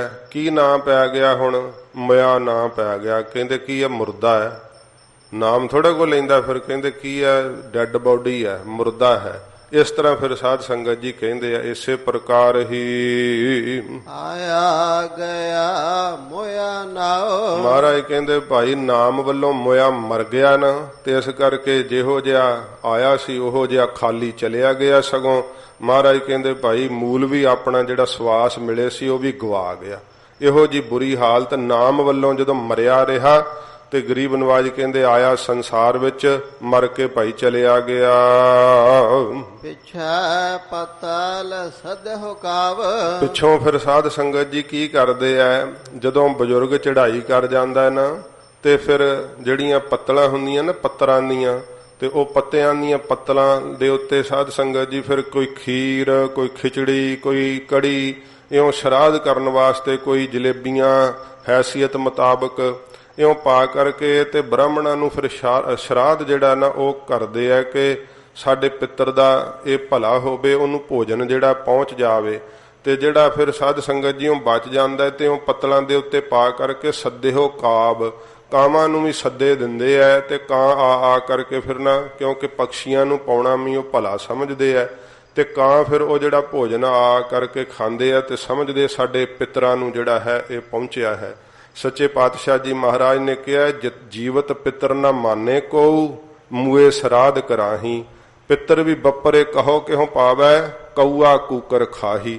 ਇਹ ਮਹਾਰਾਜ ਜੀ ਨੇ ਵਾਕ ਕਹੇ ਐ। ਜਦੋਂ ਬਜ਼ੁਰਗ ਜਿਉਂਦਾ ਸੀ ਉਹਨੇ ਜੇ ਪਾਣੀ ਮੰਗਿਆ ਤੇ ਉਹਨੂੰ ਅੱਗੋਂ ਕਹਿੰਦੇ ਤੈਨੂੰ ਦਿੰਨੇ ਆ ਧਾਰ ਚੋ ਕੇ, ਪਾਣੀ ਮੰਗਦਾ ਆਪ ਨਹੀਂ ਪੀਤਾ ਜਾਂਦਾ। ਇਹੋ ਜੀਆਂ ਅੱਗੋਂ ਗੱਲਾਂ ਕਰਦੇ ਆ। ਨਾ ਪਾਣੀ ਫਿੱਕਾ ਪੀਣ ਤੱਕ ਨਹੀਂ ਦਿੰਦੇ, ਦਵਾਈ ਤੱਕ ਨਹੀਂ ਲਿਆ ਕੇ ਦਿੰਦੇ। ਖੰਘਦਾ ਹੋਇਆ ਬਜ਼ੁਰਗ ਉੱਥੇ ਹੀ ਬਾਹਰ ਬਰੂਹਿਆਂ ਵਿੱਚ ਹੀ ਚੜ੍ਹਾਈ ਕਰ ਜਾਂਦਾ। ਜਦੋਂ ਚੜ੍ਹਾਈ ਕਰ ਜਾਂਦਾ ਤੇ ਉਦੋਂ ਫਿਰ ਉਹਦਾ ਬ੍ਰਾਹਮਣਾਂ ਨੂੰ ਸੱਦ ਕੇ ਤੇ ਸਰਾਧ ਕਰਾਉਂਦੇ ਆ ਕਿ ਮਹਾਰਾਜ ਸਾਡਾ ਬਜ਼ੁਰਗ ਚੜ੍ਹਾਈ ਕਰ ਗਿਆ, ਆ ਪ੍ਰਸ਼ਾਦ ਛਕੋ। ਸਾਲ ਬਾਅਦ ਵੀ ਕਰਾਉਂਦੇ ਆ। ਤੇ ਉਹ ਗ੍ਰੰਥੀਆਂ 'ਚ ਵੀ ਇੱਥੇ ਸਾਧ ਸੰਗਤ ਜੀ ਸਿੱਖ ਧਰਮ ਦੇ ਅੰਦਰ ਸਰਾਧ ਦੀ ਕੋਈ ਮਰਿਆਦਾ ਹੈ ਨਹੀਂ, ਪਰ ਲਿਆ ਕੇ ਸੱਦ ਕੇ ਤੇ ਉਹ ਕਹਿੰਦੇ ਆ ਜੇ ਬਾਬਾ ਜੀ ਨੂੰ ਛਕਾਓ ਤੇ ਸਾਡੇ ਬਜ਼ੁਰਗਾਂ ਨੂੰ ਪਹੁੰਚ ਜਾਏਗਾ। ਇਸ ਪ੍ਰਕਾਰ ਸੱਦ ਕੇ ਜਿਹੜਾ ਹੈ ਉਹ ਦਿੰਦੇ ਐ। ਮਹਾਰਾਜ ਕਹਿੰਦੇ ਭਾਈ ਜਿਉਂਦੇ ਦੀ ਤਾਂ ਸੇਵਾ ਨਹੀਂ ਕੀਤੀ, ਜੇ ਕੀਤੀ ਹੁੰਦੀ ਤੇ ਤੁਹਾਨੂੰ ਕੋਈ ਅਸੀਸ ਦਿੰਦਾ। ਹੁਣ ਮਹਾਰਾਜ ਕਹਿੰਦੇ ਭਾਈ ਮਰਨ ਤੋਂ ਬਾਅਦ ਜਦੋਂ ਉਹ ਕੀ ਉਹਨੂੰ ਮਹਾਰਾਜ ਕਹਿੰਦੇ ਭੋਜਨ ਪਹੁੰਚਣਾ ਹੈ, ਪਿੱਤਰ ਵੀ ਬੱਪਰੇ ਕਹੋ ਕਿਉਂ ਪਾਵੇ ਵਿਚਾਰੇ। ਪਿੱਤਰ ਕਿਉਂ ਪਾਉਣਗੇ ਮਹਾਰਾਜ ਕਹਿੰਦੇ, ਕਊਆ ਕੂਕਰ ਖਾਹੀ, ਉਹ ਕਾਂ ਤੇ ਕੁੱਤੇ ਹੀ ਖਾਣਗੇ। ਇਹੋ ਜੀ ਹਾਲਤ ਹੈ। ਇਸੇ ਪ੍ਰਕਾਰ ਹੀ ਪਿਛੈ ਪਤਲ ਸਦਹੁ ਕਾਵ। ਪਿੱਛੋਂ ਮਹਾਰਾਜ ਕਹਿੰਦੇ ਜਦੋਂ ਮੋਹ ਦਾ ਮਾਰਿਆ ਜੀਵਿਓ ਚੜ੍ਹਾਈ ਕਰ ਜਾਂਦਾ ਹੈ ਨਾ, ਤੇ ਫਿਰ ਪੱਤਲਾਂ ਦੇ ਉੱਤੇ ਭੋਜਨ ਪਰੋਸ ਕਰਕੇ ਮਹਾਰਾਜ ਕਹਿੰਦੇ ਕਾਮਾਂ ਨੂੰ ਸੱਦੇ ਦਿੰਦੇ ਐ। ਆ ਕਰਕੇ ਕਾਂ ਜਿਹੜੇ ਉਹ ਖਾ ਜਾਂਦੇ ਐ ਤੇ ਬ੍ਰਾਹਮਣਾਂ ਨੂੰ ਭੋਜਨ ਛਕਾਉਂਦੇ ਐ। ਤੇ ਉਹ ਕਹਿੰਦੇ ਜੀ ਤੁਹਾਡੇ ਪਿੱਤਰ ਨੂੰ ਪਹੁੰਚ ਗਿਆ ਹੈ। ਇੱਕ ਵਾਰੀ ਦੀ ਗੱਲ ਹੈ, ਸੋ ਇੱਥੇ ਹੀ ਸਮਾਪਤੀ ਕਰਾਂਗੇ ਕਿਉਂਕਿ ਸ਼ਬਦ ਅੱਜ ਸੰਪੂਰਨ ਨਹੀਂ ਹੋਣਾ, ਸਮਾਂ ਬਹੁਤ ਹੋ ਚੁੱਕਾ ਹੈ। ਪਰ ਇਹ ਸ਼ਬਦ ਇਹ ਜਿਹੜਾ ਹੈ ਇਹ ਸੰਪੂਰਨ ਹੋ ਰਿਹਾ ਹੈ। ਤੋ ਇੱਕ ਬ੍ਰਾਹਮਣ ਸੀਗਾ ਸਾਧ ਸੰਗਤ ਜੀ, ਉਹਨੂੰ ਜਦੋਂ ਉਹਨਾਂ ਦਾ ਬਜ਼ੁਰਗ ਚੜ੍ਹਾਈ ਕਰ ਗਿਆ, ਕਹਿੰਦਾ ਪੰਡਤ ਜੀ ਸ਼ਰਾਧ ਕਰਨਾ ਬਾਪੂ ਜੀ ਦਾ, ਤੇ ਤੁਸੀਂ ਪ੍ਰਸ਼ਾਦ ਛਕਣ ਆਓਗੇ? ਕਹਿੰਦਾ ਹਾਂ ਕਿਉਂ ਨਹੀਂ ਜਜਮਾਨ, ਆਵਾਂਗੇ। ਤੇ ਉਹਨੇ ਕੀਤਾ। ਜਦੋਂ ਸ਼ਰਾਧ ਕਰੀਏ ਫਿਰ ਉਹ ਸਾਰੀ ਕਿਰਿਆ ਵੀ ਦਿੰਦੇ ਹੁੰਦੇ ਨਾ, ਤੇ ਉਹ ਸਾਰੀ ਕਿਰਿਆ ਦਿੱਤੀ, ਪ੍ਰਸ਼ਾਦ ਛਕਿਆ। ਪ੍ਰਸ਼ਾਦ ਛਕ ਕੇ ਨਾ ਬ੍ਰਾਹਮਣ ਨੇ ਆਲੇ ਦੁਆਲੇ ਨਿਗਾਹ ਘੁਮਾਈ ਤੇ ਉਹ ਜ਼ਿਮੀਂਦਾਰ ਦੇ ਘੋੜੀ ਵੱਜੀ ਹੋਈ ਸੀ, ਉਹਦੀ ਅੱਖ ਘੋੜੀ ਤੇ ਗਈ। ਕਹਿੰਦਾ ਇਹ ਘੋੜੀ ਮਿਲ ਜੇ ਤੇ ਚੰਗਾ ਹੈ। ਤੇ ਚਲੇ ਗਿਆ ਬ੍ਰਾਹਮਣ। ਅਗਲੇ ਦਿਨ ਫਿਰ ਆਇਆ, ਕਹਿਣ ਲੱਗਾ ਵੀ ਜਜਮਾਨ ਗੱਲ ਇਹ ਹੈ ਵੀ ਜਿਹੜਾ ਤੁਸੀਂ ਭੋਜਨ ਛਕਾਇਆ ਸੀ ਨਾ ਮੈਨੂੰ, ਉਹ ਸਾਰਾ ਹੀ ਤੁਹਾਡੇ ਬਾਪੂ ਨੂੰ ਪਹੁੰਚ ਗਿਆ। ਉਹ ਮੈਨੂੰ ਰਾਤ ਸੁਪਨੇ 'ਚ ਆਇਆ ਮੇਰੇ, ਕਹਿਣ ਲੱਗਾ ਵੀ ਬੱਲੇ ਬੱਲੇ ਬੜਾ ਸਵਾਦ, ਮੇਰੇ ਬੱਚਿਆਂ ਨੇ ਭੋਜਨ ਬਣਾ ਕੇ ਤੈਨੂੰ ਛਕਾਇਆ, ਖੀਰ ਬੜੀ ਸਵਾਦ ਸੀਗੀ। ਪਰ ਗੱਲ ਇਹ ਹੈ ਕਹਿੰਦਾ ਵੀ ਮੈਂ ਬਜ਼ੁਰਗ ਹੋ ਗਿਆ, ਮੇਰੇ ਕੋਲ ਹੁਣ ਤੁਰਿਆ ਨਹੀਂ ਜਾਂਦਾ, ਜੇ ਕਿਤੇ ਮੈਨੂੰ ਘੋੜੀ ਦੇ ਦੇਣਾ ਤੇ ਫਿਰ ਬੜੀ ਚੰਗੀ ਗੱਲ ਹੈ। ਤੇ ਕਹਿਣ ਲੱਗਾ ਉਹ ਜ਼ਿਮੀਂਦਾਰ ਕਿ ਪੰਡਤ ਜੀ ਘੋੜੀ ਹੁਣ ਮੇਰੇ ਬਾਪੂ ਨੂੰ ਕਿਵੇਂ ਪਹੁੰਚੇ? ਕਹਿਣ ਲੱਗਾ ਲੈ ਜਜਮਾਨ ਘੋੜੀ ਮੈਨੂੰ ਦਾਨ ਕਰ ਦੇ ਤੇ ਤੇਰੇ ਬਾਪੂ ਨੂੰ ਪਹੁੰਚ ਜਾਏਗੀ। ਕਹਿੰਦਾ ਹਾਂ ਇਹ ਗੱਲ ਠੀਕ ਹੈ। ਫਿਰ ਤੇ ਉਹਨ ਭੋਲਾ ਸੀ ਜ਼ਿਮੀਂਦਾਰ, ਉਹਨੇ ਪੰਡਤ ਨੂੰ ਘੋੜੀ ਦਾਨ ਕਰਤੀ। ਜਦੋਂ ਪੰਡਤ ਘੋੜੀ ਲੈ ਗਿਆ, ਥੋੜੇ ਦਿਨ ਬੀਤੇ ਤੇ ਇੱਕ ਗੁਰਸਿੱਖ ਘਰ ਵਿੱਚ ਆਇਆ, ਕਹਿਣ ਲੱਗਾ ਘੋੜੀ ਕਿੱਥੇ? ਕਹਿੰਦਾ ਬੜੀ ਬੁਰੀ ਗੱਲ ਹੋਈ, ਉਹ ਤਾਂ ਪੰਡਤ ਨੂੰ ਦੇਣੀ ਪਈ। ਉਹ ਕਹਿੰਦਾ ਬਾਪੂ ਤੁਹਾਡਾ ਬਜ਼ੁਰਗ ਹੋਇਆ, ਪਰਲੋਕ 'ਚ ਕਹਿੰਦਾ ਤੁਰਿਆ ਨਹੀਂ ਜਾਂਦਾ, ਤੇ ਘੋੜੀ ਮੈਨੂੰ ਦਾਨ ਕਰੋ, ਮੈਂ ਤੁਹਾਡੇ ਬਾਪੂ ਨੂੰ ਪਹੁੰਚਾ ਦਾਂਗਾ। ਕਹਿੰਦਾ ਮੈਂ ਮੁੜਾ ਦਿਆਂ ਘੋੜੀ? ਕਹਿੰਦਾ ਜੇ ਮੁੜਾ ਦੇ ਤੇ ਚੰਗੀ ਗੱਲ ਹੀ ਹੈ, ਬੜੀ ਤੰਗੀ ਹੈ। ਕਹਿਣ ਲੱਗਾ ਤੂੰ ਐਂ ਕਹਿ ਪੰਡਤ ਨੂੰ ਸੱਦ ਦੁਬਾਰਾ। ਪੰਡਤ ਨੂੰ ਸੱਦ ਲਿਆ ਤੇ ਉਹ ਜਿਹੜਾ ਗੁਰਸਿੱਖ ਸੀ ਕਹਿਣ ਲੱਗਾ ਪੰਡਤ ਜੀ ਗੱਲ ਇਹ ਹੈ ਕਿ ਰਾਤ ਮੈਨੂੰ ਸੁਪਨਾ ਆਇਆ, ਇਹਨਾਂ ਦਾ ਬਾਪੂ ਮੇਰੇ ਸੁਪਨੇ 'ਚ ਆਇਆ ਤੇ ਉਹ ਨਾ ਘੋੜੀ ਤੇ ਚੜਨ ਲੱਗਿਆ ਤੇ ਉਹ ਡਿੱਗ ਕੇ ਲੱਤ ਟੁੱਟ ਗਈ ਉਹਦੀ, ਤੇ ਬੜਾ ਦੁਖੀ ਆਇਆ ਤੇ ਉਹਨੂੰ ਲੱਤ ਪਚਾਉਣੀ ਆ। ਹੁਣ ਕਹਿੰਦਾ ਮੈਨੂੰ ਲੱਤ ਪਚਾਓ। ਪੰਡਤ ਕਹਿੰਦਾ ਲੱਤ ਕਿਵੇਂ ਪਚਾਈ ਜਾ ਸਕਦੀ ਹੈ? ਕਹਿੰਦਾ ਪੰਡਤ ਜੀ ਤੁਹਾਡੀ ਇੱਕ ਲੱਤ ਵੱਢਾਂਗੇ ਤੇ ਇਹਦੇ ਬਾਪੂ ਨੂੰ ਪਹੁੰਚ ਜਾਏਗੀ। ਪੰਡਤ ਡਰ ਗਿਆ, ਕਹਿੰਦਾ ਨਾ ਮਹਾਰਾਜ ਲੱਤ ਤਾਂ ਨਹੀਂ ਮੈਥੋਂ ਵਢਾਈ ਜਾਂਦੀ। ਤੇ ਉਸ ਸਮੇਂ ਫਿਰ ਕਹਿੰਦਾ ਘੋੜੀ ਵਾਪਸ ਕਰ। ਪੰਡਤ ਨੇ ਲਿਆ ਕੇ ਘੋੜੀ ਦੇ ਦਿੱਤੀ, ਕਹਿਣ ਲੱਗਾ ਮਹਾਰਾਜ ਘੋੜੀ ਲੈ ਲਓ, ਲੱਤ ਨਹੀਂ ਵਢਾਈ ਜਾਂਦੀ। ਇਹ ਉਹ ਸਾਧ ਸੰਗਤ ਜੀ ਪਖੰਡ ਕਰਦੇ ਆ। ਜਿਹੜੇ ਇਹ ਪਖੰਡ ਹੈ ਇਹਨਾਂ ਤੋਂ ਸਤਿਗੁਰਾਂ ਨੇ ਸਾਨੂੰ ਮਨਾ ਕੀਤਾ ਹੋਇਆ। ਪ੍ਰਾਣੀ ਦੇ ਨਿਮਿਤ ਉਸ ਤਰ੍ਹਾਂ ਜਿਹੜਾ ਦਾਨ ਪੁੰਨ ਕਰਨਾ ਨਾ, ਇਹ ਮਹਾਰਾਜ ਆਗਿਆ ਜ਼ਰੂਰ ਕੀਤੀ ਹੈ ਕਿ ਭਾਈ ਉਹਦੇ ਨਿਮਿਤ ਦਾਨ ਕਰਨਾ ਚਾਹੀਦਾ ਹੈ, ਪੁੰਨ ਕਰਨਾ ਚਾਹੀਦਾ ਹੈ। ਇਹ ਕਿਰਿਆ ਤਾਂ ਚੰਗੀ ਹੈ, ਪਰ ਇਹ ਸਮਝ ਕੇ ਕਿ ਹੁਣ ਭੋਜਨ ਸਾਡੇ ਬਜ਼ੁਰਗ ਨੂੰ ਪਹੁੰਚੂਗਾ, ਹੁਣ ਜਿਹੜੀ ਪੁਸ਼ਾਕ ਦੇਾਂਗੇ ਇਹ ਸਾਡੇ ਬਜ਼ੁਰਗ ਨੂੰ ਪਹੁੰਚ ਜੇਗੀ, ਇਹ ਸੱਚੇ ਪਾਤਸ਼ਾਹ ਜੀ ਮਹਾਰਾਜ ਕਹਿੰਦੇ ਭਾਈ ਪਖੰਡ ਹੈ ਸਾਰਾ। ਇਹ ਗਰੀਬ ਨਵਾਜ਼ ਸੱਚੇ ਪਾਤਸ਼ਾਹ ਜੀ ਕਹਿੰਦੇ ਭਾਈ ਜਿਉਂਦੇ ਜੀ ਤੇ ਸੇਵਾ ਨਹੀਂ ਕੀਤੀ ਤੇ ਪਿੱਛੋਂ ਫਿਰ ਜਿਹੜੀਆਂ ਹਨ ਉਹ ਪੰਗਤਾਂ ਲਵਾ ਕੇ ਪੱਤਲਾਂ ਪਰੋਸਦੇ ਐ ਤੇ ਕਾਵਾਂ ਨੂੰ ਵੀ ਸੱਦੇ ਦਿੰਦੇ ਕਿ ਆਓ ਸਾਡੇ ਪਿੱਤਰਾਂ ਵਾਸਤੇ ਤੁਸੀਂ ਵੀ ਖਾ ਲਵੋ। ਪਿੱਛੋਂ ਪੱਤਲ ਸੱਦੇ ਹੋ ਕਾਵ, ਸੱਦੇ ਦਿੰਦੇ ਆ ਕਾਵਾਂ ਤੱਕ ਨੂੰ, ਪੱਤਲਾਂ ਪਰੋਸਦੇ ਆ। ਨਾਨਕ ਮਨਮੁਖ ਅੰਧ ਪਿਆਰ। ਧੰਨ ਗੁਰੂ ਨਾਨਕ ਦੇਵ ਸੱਚੇ ਪਾਤਸ਼ਾਹ ਜੀ ਕਹਿੰਦੇ ਐਸੇ ਮਨਮੁਖ ਮੋਹ ਦੇ ਵਿੱਚ ਲੱਗੇ ਹੋਏ, ਅਗਿਆਨਤਾਈ ਵਿੱਚ ਮਹਾਰਾਜ ਕਹਿੰਦੇ ਭਾਈ ਅੰਧੇ ਕਰ ਦੇਣ ਵਾਲੇ ਜਿਹੜੇ ਵਿਸ਼ੇ ਐ ਉਹਨਾਂ ਵਿੱਚ ਹੀ ਪਿਆਰ ਕਰਦੇ ਆ। ਬਾਝ ਗੁਰੂ ਡੁੱਬਾ ਸੰਸਾਰ। ਤੇ ਗੁਰੂ ਤੋਂ ਬਿਨਾ ਮਹਾਰਾਜ ਕਹਿੰਦੇ ਸਾਰਾ ਸੰਸਾਰ ਜਿਹੜਾ ਹੈ ਨਾ ਉਹ ਡੁੱਬ ਰਿਹਾ ਹੈ। ਐਸੀ ਹਾਲਤ ਹੈ ਸੱਚੇ ਪਾਤਸ਼ਾਹ ਜੀ ਮਹਾਰਾਜ ਦਿਖਾਈ ਹੈ। ਜਿਵੇਂ ਸਾਧ ਸੰਗਤ ਜੀ ਅੱਗੇ ਮਹੱਲਾ ਪਹਿਲਾ ਮਹਾਰਾਜ ਫਿਰ ਜਿਹੜੀਆਂ ਇਹ ਜ਼ਿੰਦਗੀ ਦੀਆਂ ਉਮਰ ਦੀਆਂ ਜਿਹੜੀਆਂ 10 ਅਵਸਥਾ ਮਹਾਰਾਜ ਇਹ ਦਿਖਾਉਣਗੇ। ਸੱਚੇ ਪਾਤਸ਼ਾਹ ਜਿਵੇਂ ਬਖਸ਼ਿਸ਼ ਕਰਨਗੇ ਕੱਲ ਨੂੰ ਸਰਵਣ ਕਰਾਂਗੇ। ਉਸ ਤਰ੍ਹਾਂ ਅੱਜ ਵਾਰ ਦੀ ਆਰੰਭਤਾ ਹੋਈ ਹੈ, ਤਾਂ ਕਰਕੇ ਤੇ ਮਹਾਰਾਜ ਕਿਰਪਾ ਕਰਨ ਸ਼ਬਦ ਆਪਾਂ ਸੰਪੂਰਨ ਕਰਿਆ ਕਰਾਂਗੇ। ਸਤਿਗੁਰੂ ਰਹਿਮਤ ਕਰਨ ਹੋਈਆਂ ਭੁੱਲਾਂ ਬਖਸ਼ ਲੈਣੀਆਂ ਜੀ। ਆਇਆ ਗਿਆ ਮੋਇਆ ਨਾਉ, ਪਿਛੈ ਪਤਲ ਸਦਹੁ ਕਾਵ। ਨਾਨਕ ਮਨ ਮੁਖ ਅੰਧ ਪਿਆਰ ਬਾਜ ਗੁਰੂ ਡੁੱਬਾ ਸੰਸਾਰ। ਵਾਹਿਗੁਰੂ ਜੀ ਕਾ ਖਾਲਸਾ, ਵਾਹਿਗੁਰੂ ਜੀ ਕੀ ਫਤਿਹ।